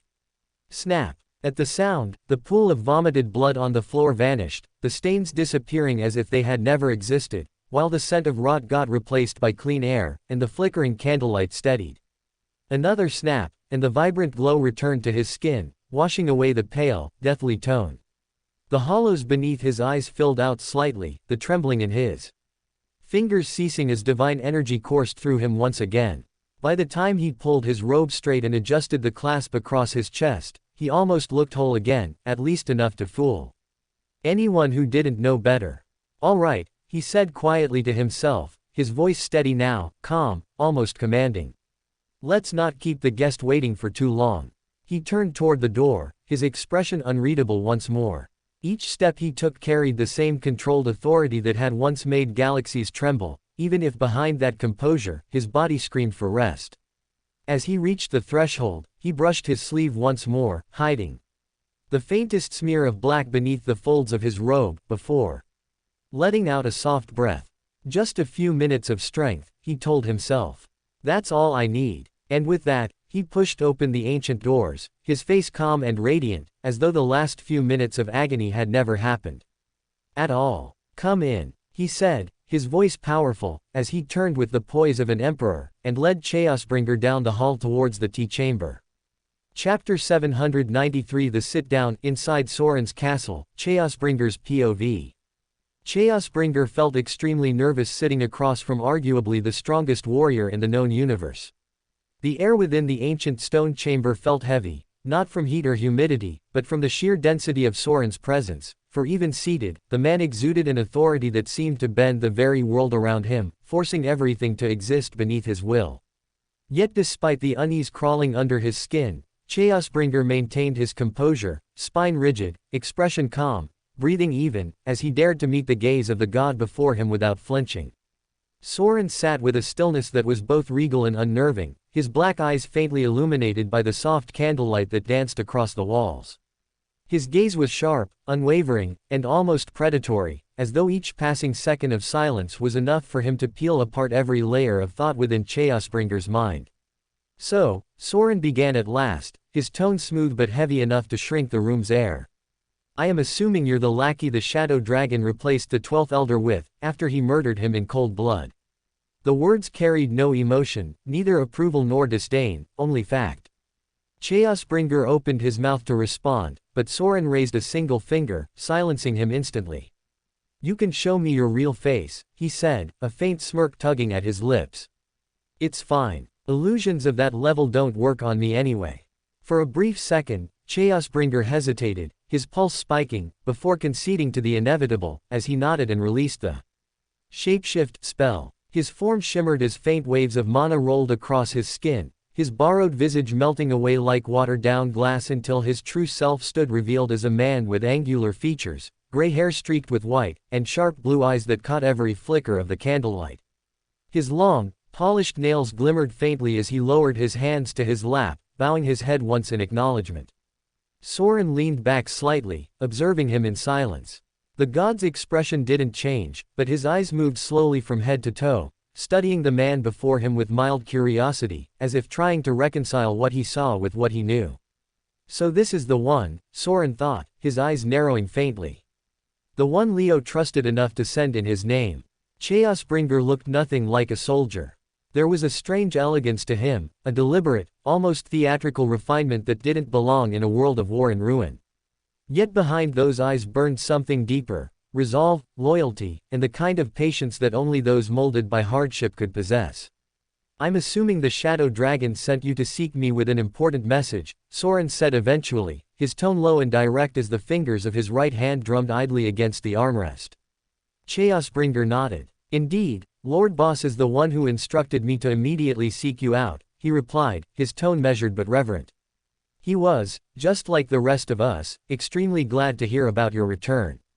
Soren's gaze softened just slightly, the faintest spark of emotion surfacing before he masked it again, as he gestured lightly with his hand, motioning for Chaosbringer to continue. Go on, he said, his voice calm yet commanding, the trace of fatigue beneath it barely concealed. I'm not sure if you've been informed, great god, Chaosbringer began carefully, but during your absence, the cult faced countless difficulties. Lord Boss had to make several hard decisions, one of them being the evacuation of our citizens into the time-stilled world. Soren nodded slowly, his eyes reflecting quiet understanding. It was a brave call. One that likely saved millions. The stilled world might be the only place where the righteous can't touch us. He approved, as encouraged by the response. Chaosbringer continued, his words flowing more steadily now. As you must already know, time flows differently within that realm. Although only a few months have passed here, entire decades have gone by for us inside. During that time, the cult has advanced greatly. Our armies have become stronger, our technology refined, and our organization far more disciplined than before. The loss of Commander Charles was devastating, but in his place, we now have 5 new Monarch-tier commanders. And, he paused, a proud smile flickering across his face.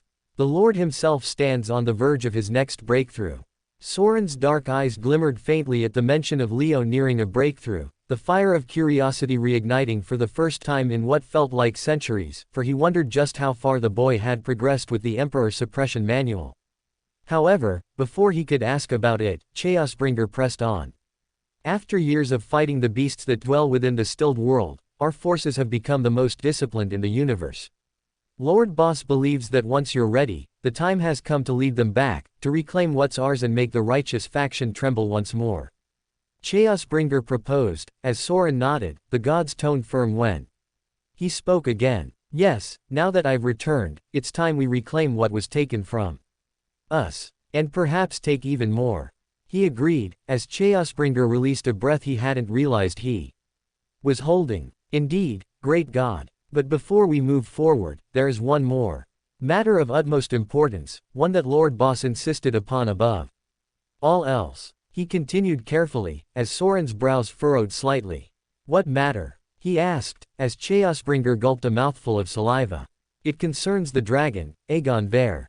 He revealed, as the name made Soren pause, confusion flickering across his features. The dragon? Why? What happened? Soren asked, as Chaosbringer drew in a slow breath, reaching into his coat before producing a small holographic device engraved with the righteous faction's crest. It's better if I show you, great God.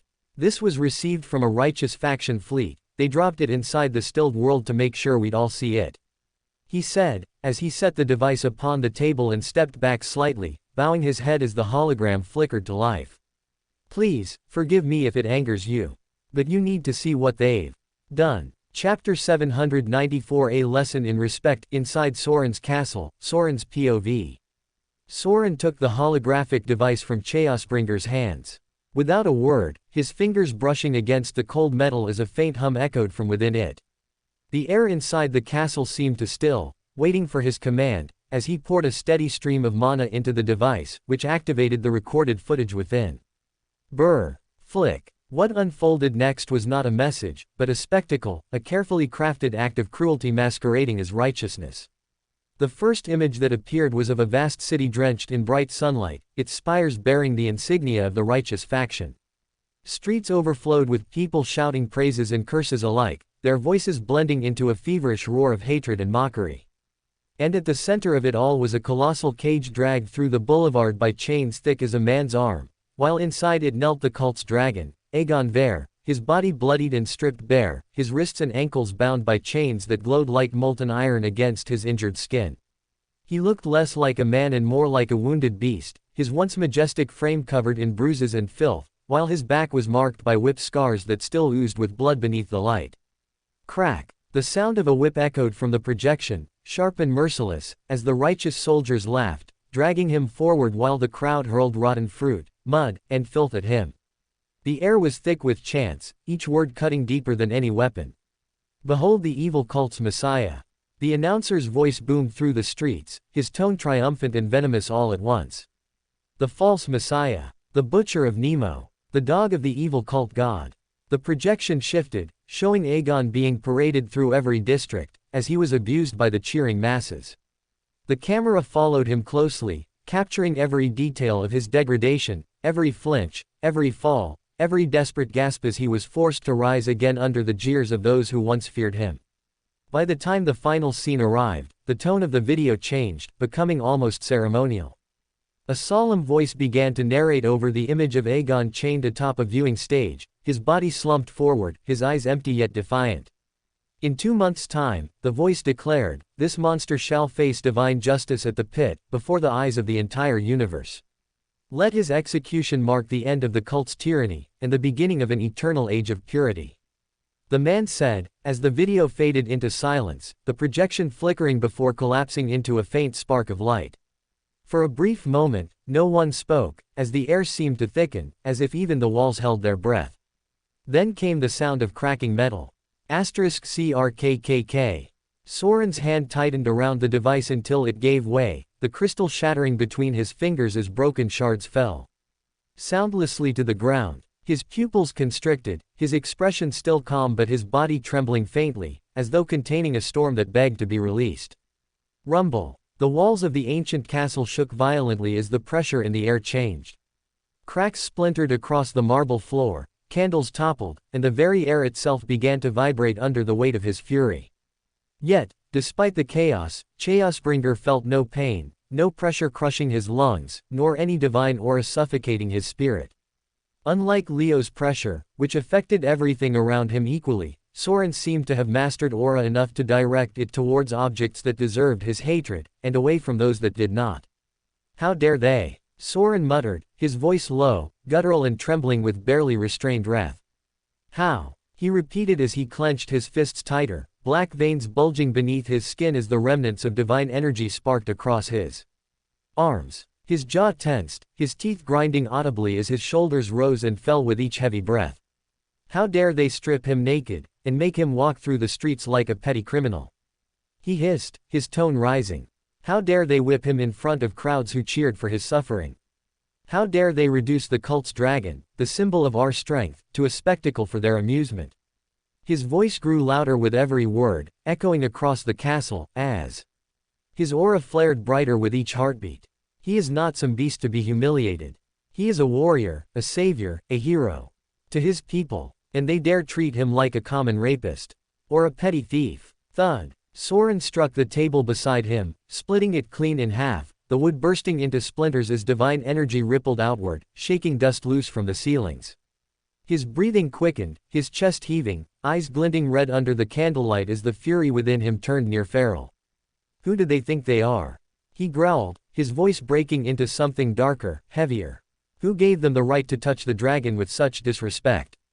He stepped forward, his presence filling the room like a stormfront crashing against a cliff. Is it because they thought I was dead? Is it because they think I'm weak? He yelled, as Chaosbringer nodded in agreement, his own anger mirroring that of Soren. They've definitely crossed a red line, Chaosbringer said finally, his tone cold yet grimly satisfied.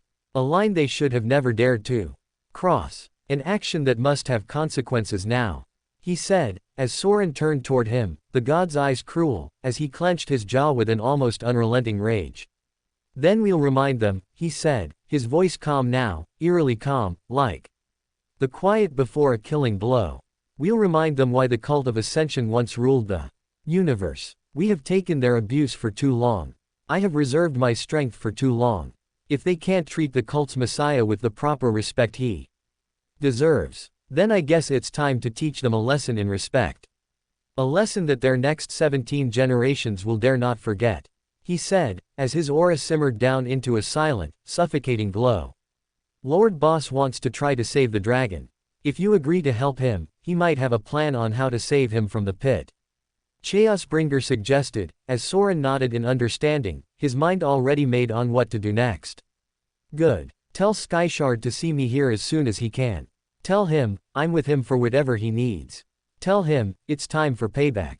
Chapter 795 A Tiny Universe, Soren's Castle, Chaosbringer's POV. Once Soren made his intention to save Ver clear, Chaosbringer finally breathed out in quiet relief, the knot in his chest loosening after what felt like hours of tension. He had entered the castle expecting resistance, maybe even outrage, yet to his surprise, the conversation had gone smoother than he had dared to hope. I can go back and report to the Lord with my head held high now. In the end, this conversation was not nearly as bad as it could have been, he thought, as he rose slowly from his chair, unsure whether he should bow or simply take his leave. Wait, Soren said suddenly, his tone calm yet commanding enough to freeze him mid-step. Chaosbringer stopped immediately, turning back as Soren reached into his storage ring and withdrew a small, rectangular slab of dull silver metal. Is that? Chaosbringer wondered, as Soren placed the metal on the table with a loud clink. It is. Chaosbringer realized as his eyes widened in shock. It was the same slab of origin metal that Leo had entrusted to him to safeguard decades ago, And now, after all these years, it sat before him once again, in the hands of God Soren. When you return to the time-stilled world, Soren began, his tone composed but heavy with meaning, find a blacksmith who can work with this metal. I've been told that the cult's finest craftsmen are still hidden there, but I will need the best of them here on Ixtal. Someone capable of shaping this into a blade. He paused briefly before adding, only speak of it to men you trust. And send them to me as soon as possible. He instructed as Chaosbringer swallowed hard, his gaze fixed on the slab as faint energy rippled across its surface, the quiet hum of divine power vibrating in the air. It will be done, great God, he said finally, his voice low but steady, as Soren gave a slight nod and gestured toward the door in silent approval. Thank you for your time, he said, before turning to leave, as he rushed straight out of the castle. Meanwhile, over an encrypted crystal communicator channel, the great clan gods. Thrum. The crystal flickered to life, its surface shimmering like liquid glass as 5 silhouettes came into focus within the floating projection. The faint hum of divine frequencies filled the void between them, carrying with it the voices of gods who spoke in low, uneasy tones. It's been confirmed, said Mu Shen, his tone clipped and cold, eyes glinting beneath his silver helm. Soren is as strong as ever. And as ruthless as we remember. I don't like it. Not one bit. Him disappearing for months at a time and then suddenly showing up out of nowhere can only mean one thing. He said premonitorily as, origin metal, Dutrask replied before anyone else could, his voice gravelly and rough, as he spoke with furrowed brows. That bastard must have found enough to forge a blade.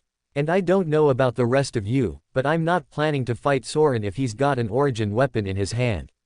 He announced, as a moment of silence followed, filled only by the faint hum of the crystal, until Rue Vossel leaned forward into view, her crimson hair catching the faint glow of the transmission. You think you have a choice, she said softly, her tone sharp as frost. In case you have forgotten, ever since you shook hands with Morris, Helmuth and Kalith and betrayed Su Ren, the great clans have lost much of their autonomy to the universal government. Now our new masters demand us to show up and defeat Soren, and we are all obliged to follow. She reminded, as Dutrask sheepishly looked away. That's rich coming from you, Luhan scoffed, his powerful eyes narrowing. You were the second one to jump ship after Dutrask folded, and you're as much to blame for our current situation as him. Luhan pointed out, as Yukiro, the quietest among them, finally spoke, his voice calm but heavy with fatigue.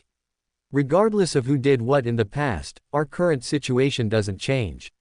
The execution takes place on the 5th of next month, and the 5 of us are to attend alongside our clan's strongest warriors. Morris believes Soren will come to save the dragon, and when he does, we are all supposed to be there to help with the ambush. Ambush. Dutrask repeated, a bitter laugh escaping him. Ambush works on men who don't see it coming. Not on Soren. If you think that monster will walk blind into a trap, then you're more delusional than the drugged barbarians fighting to death for Helmuth's glory. He spoke, as Rue Voss's eyes narrowed. You speak as if we have an alternative. She mocked, as Dutrask scoffed immediately. I'm speaking as someone who's fought the timeless assassin. Dutrask replied, his tone darkening. You think we would have ever killed the timeless assassin if Kalith hadn't betrayed him? Don't kid yourselves. Without that betrayal, none of us would be here to talk about it. The man would have cut through all of us like paper. He pointed out, as the silence that followed was suffocating, the unspoken truth weighing heavier than any accusation. Soren is not his father, Luhan said finally, though the words sounded uncertain even as they left his mouth. He's close enough, Dutrask shot back. I'll fight any of you, hell, all. Even fight Morris or Helmuth if it comes to that. But Soren, that's one god I'd rather not meet on the battlefield, not even in my wildest nightmares. Sigh. Rue Vossa sighed, rubbing her temple. Enough about Soren's strength. Whether we like it or not, the trap will be set, and we'll have to be there. What we need to discuss is how to survive until then. Meaning? Yukiro asked. Meaning, she continued, that Soren's rage will not wait for the 5th. I've already heard whispers that he's planning to destroy a few dozen planetary systems. I'm afraid the Du-controlled Bravaria was only the start, she said as every head turned toward Dutrask, whose face twisted in anger, his jaw clenching tight. Yeah, he muttered. Bravaria was a mess. He didn't just kill the Soldiers, he choked every living being on the planet to death. Men, women, children. All of them. Sheesh, Luhan muttered under his breath, his voice wavering. That's cold, even for him. Cold. Dutrask barked, slamming a fist into his chair. You think this is about being cold? He's sending a message. He's showing us what happens when we push his buttons too far. We have destroyed the cult. Of course he's going to push back. He's got nothing left to lose. Dutrask pointed, as Mu Shen, who had been quiet for most of the conversation, finally cut in. We have never seen a Soren with nothing to lose. He's going to be a menace to face in battle. Especially if he's gone, mentally unstable, he said in a low tone, as no one answered immediately. For a while they all dreaded the idea of facing an unstable Soren, until finally Yukiro spoke again, his tone almost a whisper. We've pushed him too far, and the only way out of this mess is to double down. We can only rest in peace now if Soren dies. For if he lives, it'll be the end of us, he said, as all gods nodded in begrudging agreement. For in the end, the universe had never been a place vast enough for both Soren and his enemies to breathe beneath the same stars. Chapter 796 Jitters. Time-stilled world, Leo's isolated mansion, Leo's POV. Tremble. Shake. Sweat rolled down Leo's back as he shivered uncontrollably before his next fight. What's wrong with me? It's just another mortal, he thought, his jaw tightening as he forced himself to breathe slowly, but no matter how many times he exhaled, the tremor in his hands refused to fade. His body, usually so steady, so composed, felt foreign tonight, as if it no longer belonged to him.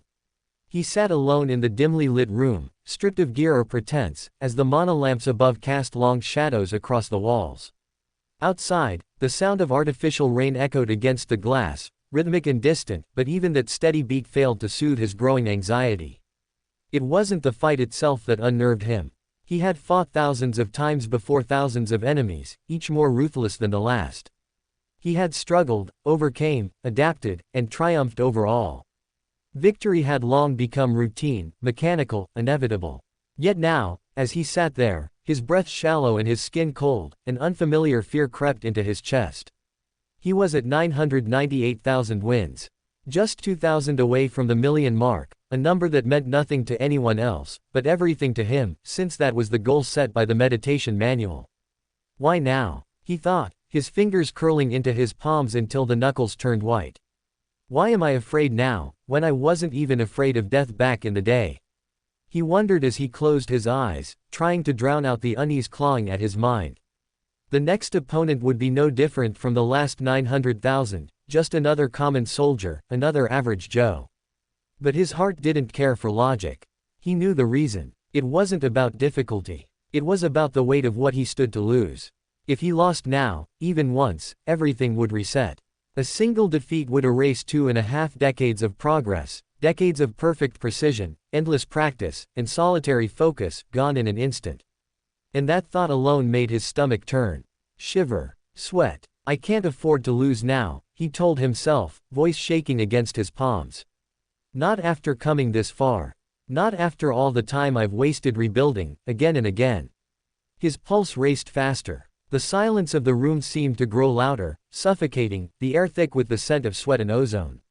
He could almost feel the storm brewing inside him, a volatile blend of fatigue, pride, and the suffocating fear of falling short right at the end. Damn it, he muttered, lowering his hands, as his reflection stared back at him from the faint gleam of the glass window. What are you afraid of? Skyshard. Are you really afraid of losing? Or are you afraid of losing Amanda and the kids? They've waited for you so far. But if you start over again, the next time you see Caleb, he will be 30. The reflection said, seemingly mocking him, as those words cut straight through his chest. Lately, he couldn't remember anymore as to why he decided to live life this way. For the Leo of Earth was not so self-centered. Back then, his only reason to grow stronger was to keep his family safe. And although that was still one of his main motivations even today, he could somehow no longer lie to himself and say that it was the only one. Nor the biggest one. In his heart, he knew his family was no longer his number one priority, as he couldn't even recall the last time that he did something specifically for them that did not involve him benefiting first. And although his wife had been incredibly supportive through it all, he could feel the pressure closing down on him now, as if he did not get his act together soon, she would no longer be the one to keep waiting. I can't be another Jacob. I, of everyone, should know what it's like to grow up without a father. I can't let them down, he admitted, as the jitters finally began to die down as he acknowledged the root cause of his fears. Exhale. Exhaling sharply, he looked towards his reflection once more, and saw a different man staring back at him. Not a trembling warrior afraid of failure, but a craftsman, steady, patient, and unflinching. The fear that had clawed at his chest moments ago was still there, but it no longer ruled him. He had named it, faced it, and now it was just another obstacle to be worked through, one careful step at a time. He pushed away from the window, the floor creaking faintly under his bare feet as he made his way toward the center of the room. His battle robes hung neatly over the stand beside his bed, freshly pressed, the faint scent of cold metal and iron clinging to them from years of combat. He reached for the black fabric first, feeling its familiar weight settle against his fingers, and then began slipping it over his shoulders, tying each clasp slowly, methodically, like a man preparing for a ceremony rather than a fight. Each motion was deliberate, every buckle fastened with the precision of habit. He crouched down, picked up his boots, and ran a thumb over the edges before sliding them on, tightening the laces with quiet care. By the time he straightened again, his breathing had evened out completely. The air in the room no longer felt suffocating. It was still heavy, yes, but now it was the kind of weight that sharpened him, that reminded him of what he was capable of when he stopped letting fear cloud his rhythm. 2,000 left, he said softly, staring at his reflection in the faint sheen of the window once more. That's all. 2,000 steps to finish what I started. He adjusted the collar of his robe, flexing his fingers to test the fit. The material shifted fluidly with his movement, molded perfectly to his frame, designed for speed and precision, the attire of someone who had mastered the art of killing long ago. He was done chasing perfection through intensity. The next 2,000 fights would be won through finesse, through patience, through the exactness of a man crafting something worthy of remembrance. A watchmaker building his life's final piece. I've come too far to falter now, he murmured, his tone low but resolute. It's time to see this through, for once and for all. Chapter 797, Not to be Disturbed. Time-stilled world, Skyshard City, Chaosbringer's office. Drip. Drop. After concluding his meeting with Soren, Chaosbringer promptly returned to his office within the time-stilled world, where a heap of documents awaited his return. The sound of artificial rain tapped against the reinforced glass walls as Chaosbringer sat behind his wooden desk, his gaze fixed upon the documents marked as urgent. Barely gone for a few months, yet the bureaucracy has grinded to a halt without me, he complained, as he couldn't believe how large of a stack his underlings had left for him in just these few days. Knock. Knock. Just as he began to focus on his work, a knock on his office door interrupted him. As one of his aides stepped in, a young man in a gray uniform with the insignia of the cult's administrative division stitched across his shoulder. Seventh Elder, the aide said, bowing quickly. A report just came in from the Lord's isolated mansion. Lord Shadow Dragon has reached 998,200 wins and is approaching the final stretch toward his millionth. Chaosbringer blinked once, his expression unreadable as he turned away from the papers. Excellent. That is great news for sure, he said, as the aide nodded in agreement. The Lord has requested not to be disturbed for the next 20 days, no matter what happens. His meditation chamber has been sealed, and all external communication lines have been disabled. Until he finishes his streak, no one is allowed to approach him, including you. The aide informed, as Chaosbringer leaned back in his chair, his hands folded beneath his chin as a slow exhale escaped him. Sigh. Good, he murmured softly. That's how it should be. The Lord should definitely be left alone for this final stretch. He concurred, as the aide nodded again and retreated quietly, closing the door behind him. Click. Alone again, Chaosbringer's gaze drifted back toward the report marked urgent on his desk, which was about a funding request for a stalled construction project. And while under normal circumstances he would have reviewed it immediately, somehow tonight his mind felt elsewhere, seemingly consumed by far more pressing matters. Soren had tasked him with finding the best blacksmiths within the cult and sending them to Ixtal at once. Yet, as he considered the state of the forges and the artisans under his command, a deep uncertainty crept into his thoughts. The best blacksmith the cult has is definitely Supreme Master Argo, but unfortunately, he retired a year and a half ago. He muttered as he leaned back in his chair and shook his head slowly in disappointment. In the entire time-stilled world, only a few artisans could even work with an alloy as sacred as the origin metal, and while many were skilled, none had reached the level of precision and divine understanding that Argo possessed. The great god Soren wants a perfect blade for vengeance, and Master Argo is the only one who could create something worthy of that purpose, Chaosbringer said quietly, his voice thoughtful and edged with concern. But will he even agree to it? He wondered as he turned slightly in his seat, his eyes drifting toward the rain-streaked window beside him. The gray blur of the sky-shard city stretched beyond endlessly, its steel spires and humming streets far too dull compared to the wild, untamed beauty of Ixtal's skies, as for a brief moment, he longed to be back there, back under the real radiant sun. Soon, we will be back out soon, he thought, as he closed his eyes and turned back towards his desk, his mind a mess of conflicting thoughts. In the end, it's not my decision to make. If Master Argo refuses to take on this project, I'll send someone else. But I should at least try to convince him first. Chaosbringer decided, as he slowly adjusted the collar of his robe and rose from his seat. Angela, prepare a transport, I'll be visiting the Forge District at once. He ordered toward the comms console on his desk, as, understood, came the crisp reply through the speaker, the aide already moving to carry out the command. Clang, clang, FSSHHH. The sound of steel striking steel filled the night air, ringing like thunder against the iron veins of Skyshard City's heart. The Forge District glowed in shades of crimson and gray, its streets alive with heat and movement. Firelight spilled from open furnaces, painting the walls in flickering hues while workers moved like shadows between sparks and smoke.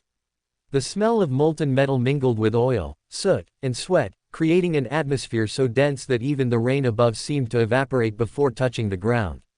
Chaosbringer moved through the haze in silence, his boots clicking softly on the cobblestone path as he passed rows of glowing crucibles and roaring bellows. The artisans bowed briefly as he walked by, their faces flushed from the heat, their hands trembling from exhaustion yet still working without pause. This was where the soul of the cult's craftsmanship lived, amid sweat, flame, and unwavering discipline. At the far end of the street, framed by a towering stone arch that read Argo's Forge, stood a massive structure whose very walls seemed to breathe heat. Sparks cascaded like fireflies every few seconds, and the rhythmic hammering echoed deep within. Clang, thrum. Chaosbringer stepped inside, only for a raspy voice to fall in his ears. No, Emmond. I told you the steel needs to be folded 70 times before you plunge it into oil. 70 times, not more, not less. If you lack the strength for it, then perhaps this is not the line of work you should pursue. Argo scolded, as, yes, Master Argo. Came the flustered reply from a young apprentice, his arms trembling as he lifted the tongs once more. I'll do it again, sir, he said, his face red from embarrassment. Do it right this time, Argo muttered, taking a long pull from a half-empty liquor bottle before sighing heavily. These younglings, when will they learn? They all want to forge perfection, but none have the patience for it. He complained, as he shook his head in disappointment, until the sound of approaching footsteps finally drew his attention. Oh, he said in surprise, as his expression brightened to see the Seventh Elder. Lord Seventh Elder, what brings you here? He said with a smile, as he put his bottle aside and stood up to greet Chaosbringer at once. Chapter 798 Retired Not Dead. Ah, Seventh Elder. It's been a while, Argo said as he put his bottle of liquor aside, his face brightening up at the arrival of the unexpected guest. What brings you to my humble forge today? He said as he wiped his hands on a soot-stained cloth, the corners of his mouth curling into a toothy grin. Chaosbringer stepped closer, his boots echoing faintly against the stone floor as the heat from the forge wrapped around him like a thick blanket. It's good to see you again, Master Argo, he said as his tone softened with genuine respect. I wish this were a casual visit, but I come bearing news of great importance. Argo's brows lifted slightly, the humor in his eyes dimming as he sensed the gravity in Chaosbringer's voice. News of great importance, you say? he said as he crossed his arms, leaning slightly on the anvil beside him. Well, out with it then, lad. You've never been one for small talk. Chaosbringer hesitated for a moment, his gaze flickering to the molten light spilling from the furnace before returning to the old smith. It's about the great god Soren, he said as his voice dropped lower, calm yet reverent. He has returned. For a long moment, the forge went silent. Even the hiss of molten ore seemed to fade as Argo's expression froze in disbelief. Is it true? Argo said as his eyes widened, the blueprint sheet in his hand lowering slowly until it touched the ground. Is Lord Soren truly back? It's true, Chaosbringer said as he nodded firmly, his gaze steady.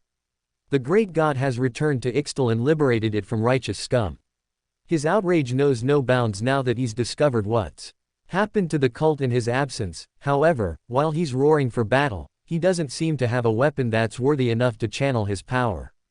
He has many blades made by some of the cult's best blacksmiths across history, however, none of them can injure fellow gods. That, however, can change if someone forges a blade from this new alloy he's procured.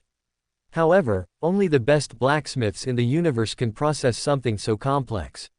He implied, as his words hung in the air like thunder before Argo finally let out a shaky breath, his lips parting in awe. By the heavens, he said as a tear rolled down his soot-streaked cheek. After all these years, the great god returns to us. Ha ha ha ha. He laughed then, a deep, guttural laugh that carried both disbelief and unrestrained joy. Well, of course I'll do it, he said as he tossed the blueprint aside and straightened his back with renewed energy. You don't need to ask me twice. All this talk of retirement never sat right with me anyway, he said as he reached for his liquor bottle and took one final swig before setting it aside with a sharp clink. Clink. The doctors tell me I haven't got it in me anymore, but I say to hell with them. I was born for the forge, not for sitting idle counting the years go by, he said as his voice rose, full of defiance. Emmond, bring me my hammer, he said, as his apprentice gasped before turning and rushing towards the storage shelf, as tears of joy streaked down his face. Clink. Crash. Breaking the glass container that stored the old master's hammer, Emmond retrieved it at once and handed it to Argo, who held it like it was the most precious thing in the universe. Ah, I feel a couple decades younger already, he said, as his expression brightened instantly with his hammer in hand, its familiar weight bringing with it a lifetime of muscle reflexes. If the great god Soren needs a weapon, then I'll forge him one. I'll muster whatever strength these old bones have left to create a blade worthy of carrying the hopes and dreams of our people into battle, he said as he raised his hammer slightly, the firelight reflecting in his eyes like molten gold. A blade forged from the fury of our spirits, he said as he struck the air lightly, the sound echoing through the forge. A blade that will bring redemption to us all. Chaosbringer's lips curved into a smile as relief washed over him, the burden in his chest finally lifting. Thank you, Supreme Master, he said as he bowed his head deeply. You honor both the great god and the cult with your resolve. Please take a few days to gather your apprentices and supplies. But once you're ready, please depart for Ixtal immediately, he said, as Argo nodded firmly, his shoulders squaring as the firelight danced across his face.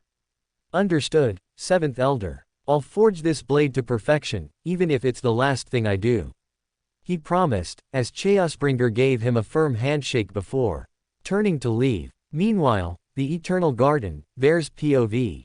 Ver waited for Raymond, his eyes unfocused as he sat in silence, lost in thought. He had been doing this often lately, staring blankly at the sky, letting time slip away as the same question circled in his mind like a curse. Was he doing the right thing? The thought just wouldn't leave him, as no matter how he tried to justify it, a part of him knew that teaching those forbidden techniques to Raymond was dangerous. Each move he revealed was a piece of the cult's soul, a fragment of their legacy handed to the very man who sought to destroy everything the cult stood for. 3 techniques, 3 already, have I given him much more than I should, he muttered, as he doubted whether he was on the right path. And still, I'm stuck here. Still waiting. Still playing Raymond's game. Like a fool, he said with disbelief, as although he wanted to believe in Raymond's promises of freedom, of escape, of redemption. Unfortunately, the more he thought about it, the more it all sounded like manipulation and carefully crafted lies meant to keep him cooperating. No. Enough is enough, he said, as he clenched his fists and hardened his resolve. I need proof. If he really has a way out of this place, then he needs to show me that it can be done. So, for my next reward, I'll ask him to take me out of the garden. Even if it's only for a few minutes. He muttered to himself, his voice firm. As only then will I teach him the fourth move. Chapter 799 The Last Fight. Time-stilled world, isolated training arena, Leo's POV. The metallic scent of water and blood hung faintly in the air as Leo stood bound in the middle of the training arena, his wrists and ankles chained, while a thick blindfold remained wrapped tightly around his head. The faint drip of condensation rolled down his forehead, only to be absorbed by the fabric of his blindfold, as he felt the dampness touch his skin. Pant, pant. His chest rose and fell unevenly, his breath rasping against the cold air that surrounded him now. The numbing potion he had swallowed earlier still coursed through his veins, dulling every sense he relied on: sound, touch and smell, until the world around him felt like nothing more than haze and vibration. Step, step, step. Somewhere to his left, he felt the referee's presence approach as a faint brush of movement disturbed the air around him. However, he couldn't be certain someone was there until the referee touched his shoulder. Tap. This is it, my lord. The 1,000,000th fight. Are you sure you're ready to continue?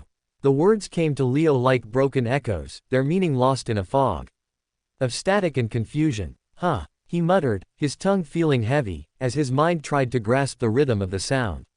I said, are you sure you're ready to continue?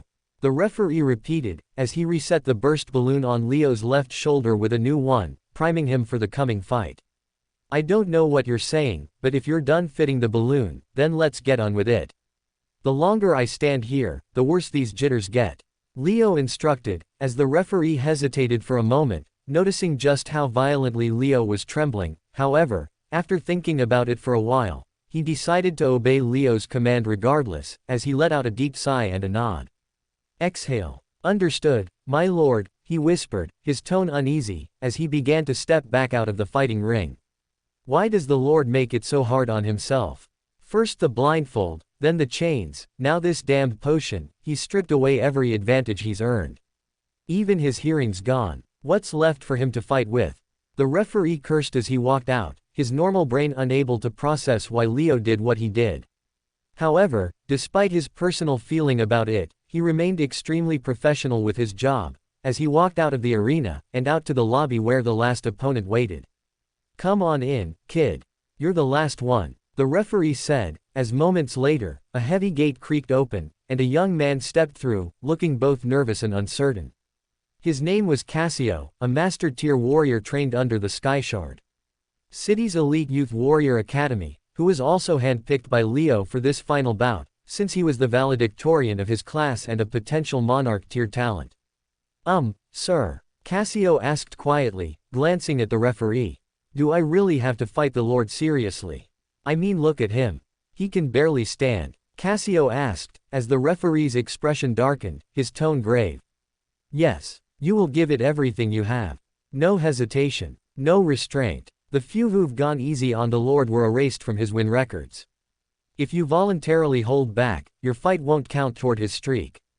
The Lord doesn't want mercy, he wants you to give it your all. The referee instructed, as Cassio swallowed hard, the sound of his gulp echoing faintly in the otherwise empty training arena. Understood, he said at last, his voice barely above a whisper, as he stepped into the ring and assumed his battle stance. Before him stood Leo, blind, bound, deaf, and trembling. Yet even in that frail state, there was something terrifying in his stillness. Something that made Cassio feel uncomfortable down to his bones. Don't worry, boy, I won't bite. Leo joked, his tone both humorous and anxious, as he squatted his knees just a tad bit, while widening his feet as much as possible under his restraints. Come, he instructed, as Cassio charged with dual daggers in hand, his speed fast as he closed in the distance to Leo in under 2 breaths. Forgive me for this, my lord, he said, as he slashed low to cut the water balloon tied to Leo's ankle.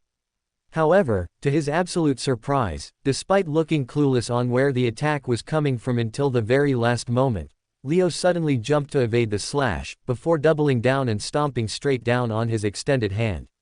Swoosh. Thud. What? Cassio muttered, as he couldn't believe just how fast Leo was despite being drugged and restrained, as he was forced to use his whole body strength to wedge free from under Leo's feet, and evade the incoming headbutt that Leo was trying to connect.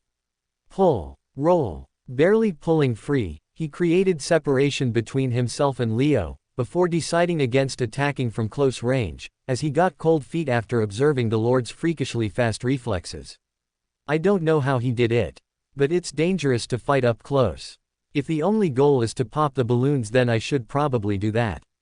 From range, Cassio thought, as he pulled out a bunch of daggers from his utility belt and began hurling them towards Leo while using skills like rapid throw, duplicating throw, and vanishing throw. At the university level, these were his aces in the hole. The techniques that almost always yielded favorable results. However, against Leo, they somehow became absolutely useless, as the shadow dragon perfectly dodged each attack coming his way despite having no vision, sound or touch sense to rely on. Swoosh, swoosh, swoosh. How? Just how is he doing it?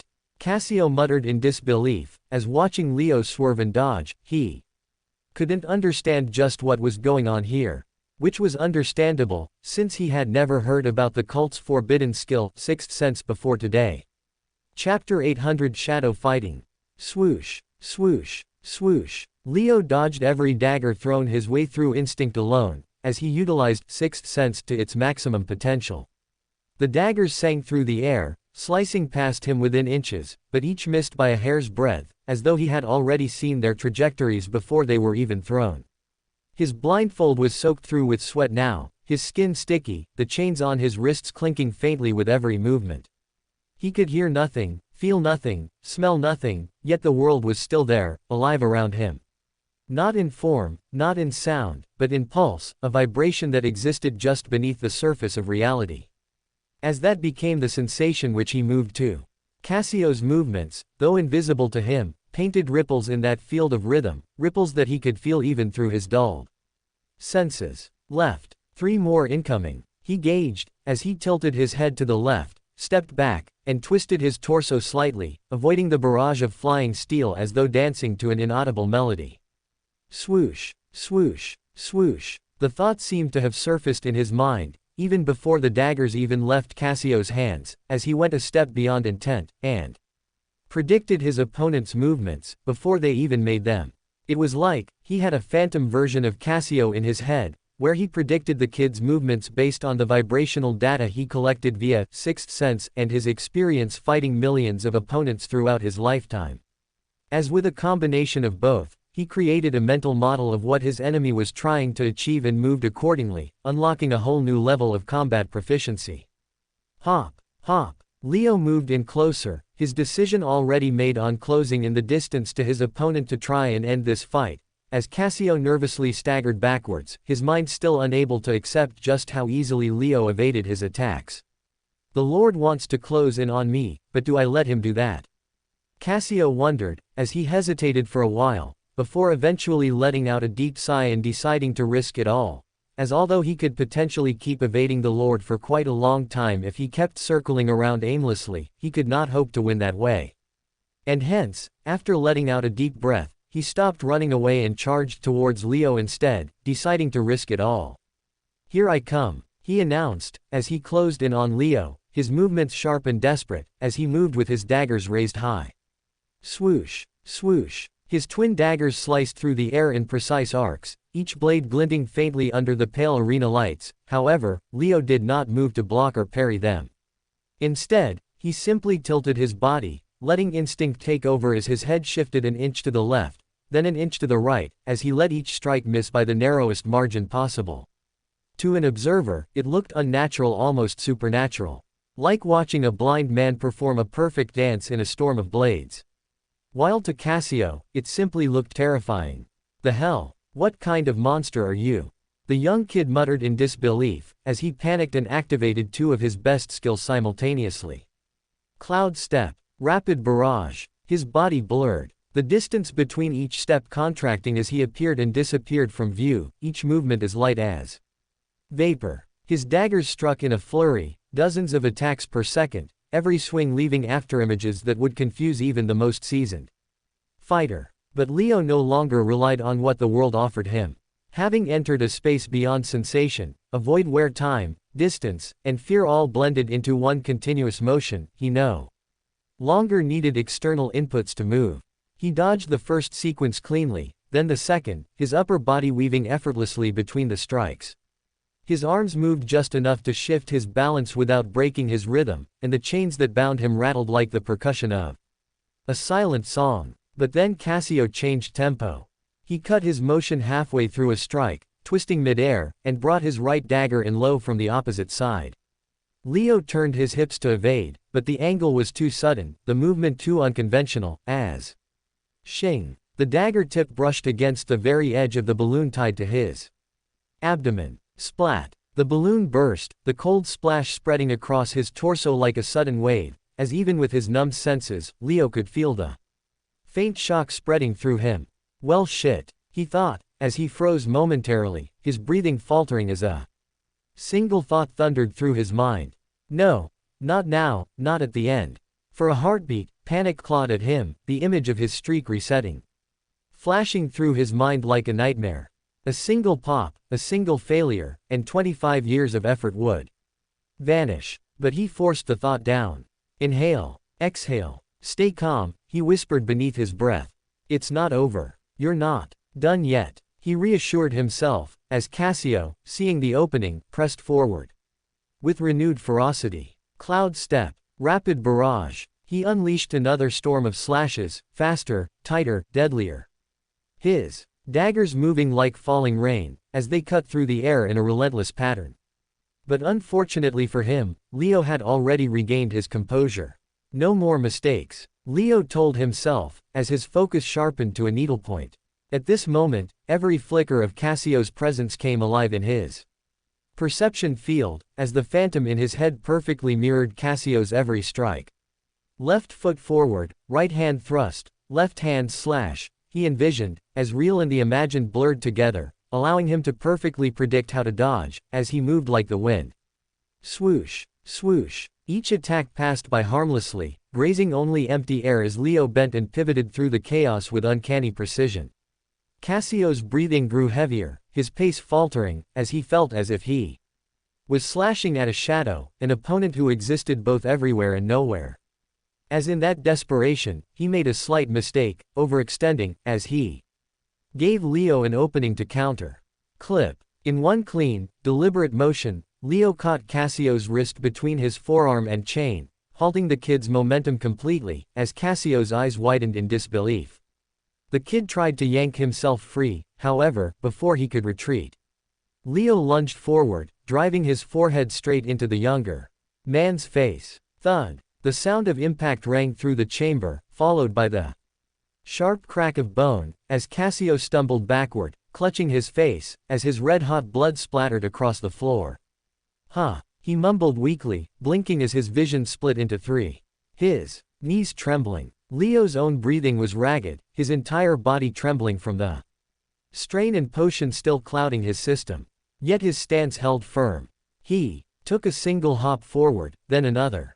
Cassio barely managed to raise his blades, his voice trembling. Lord. Skyshard, please, wait.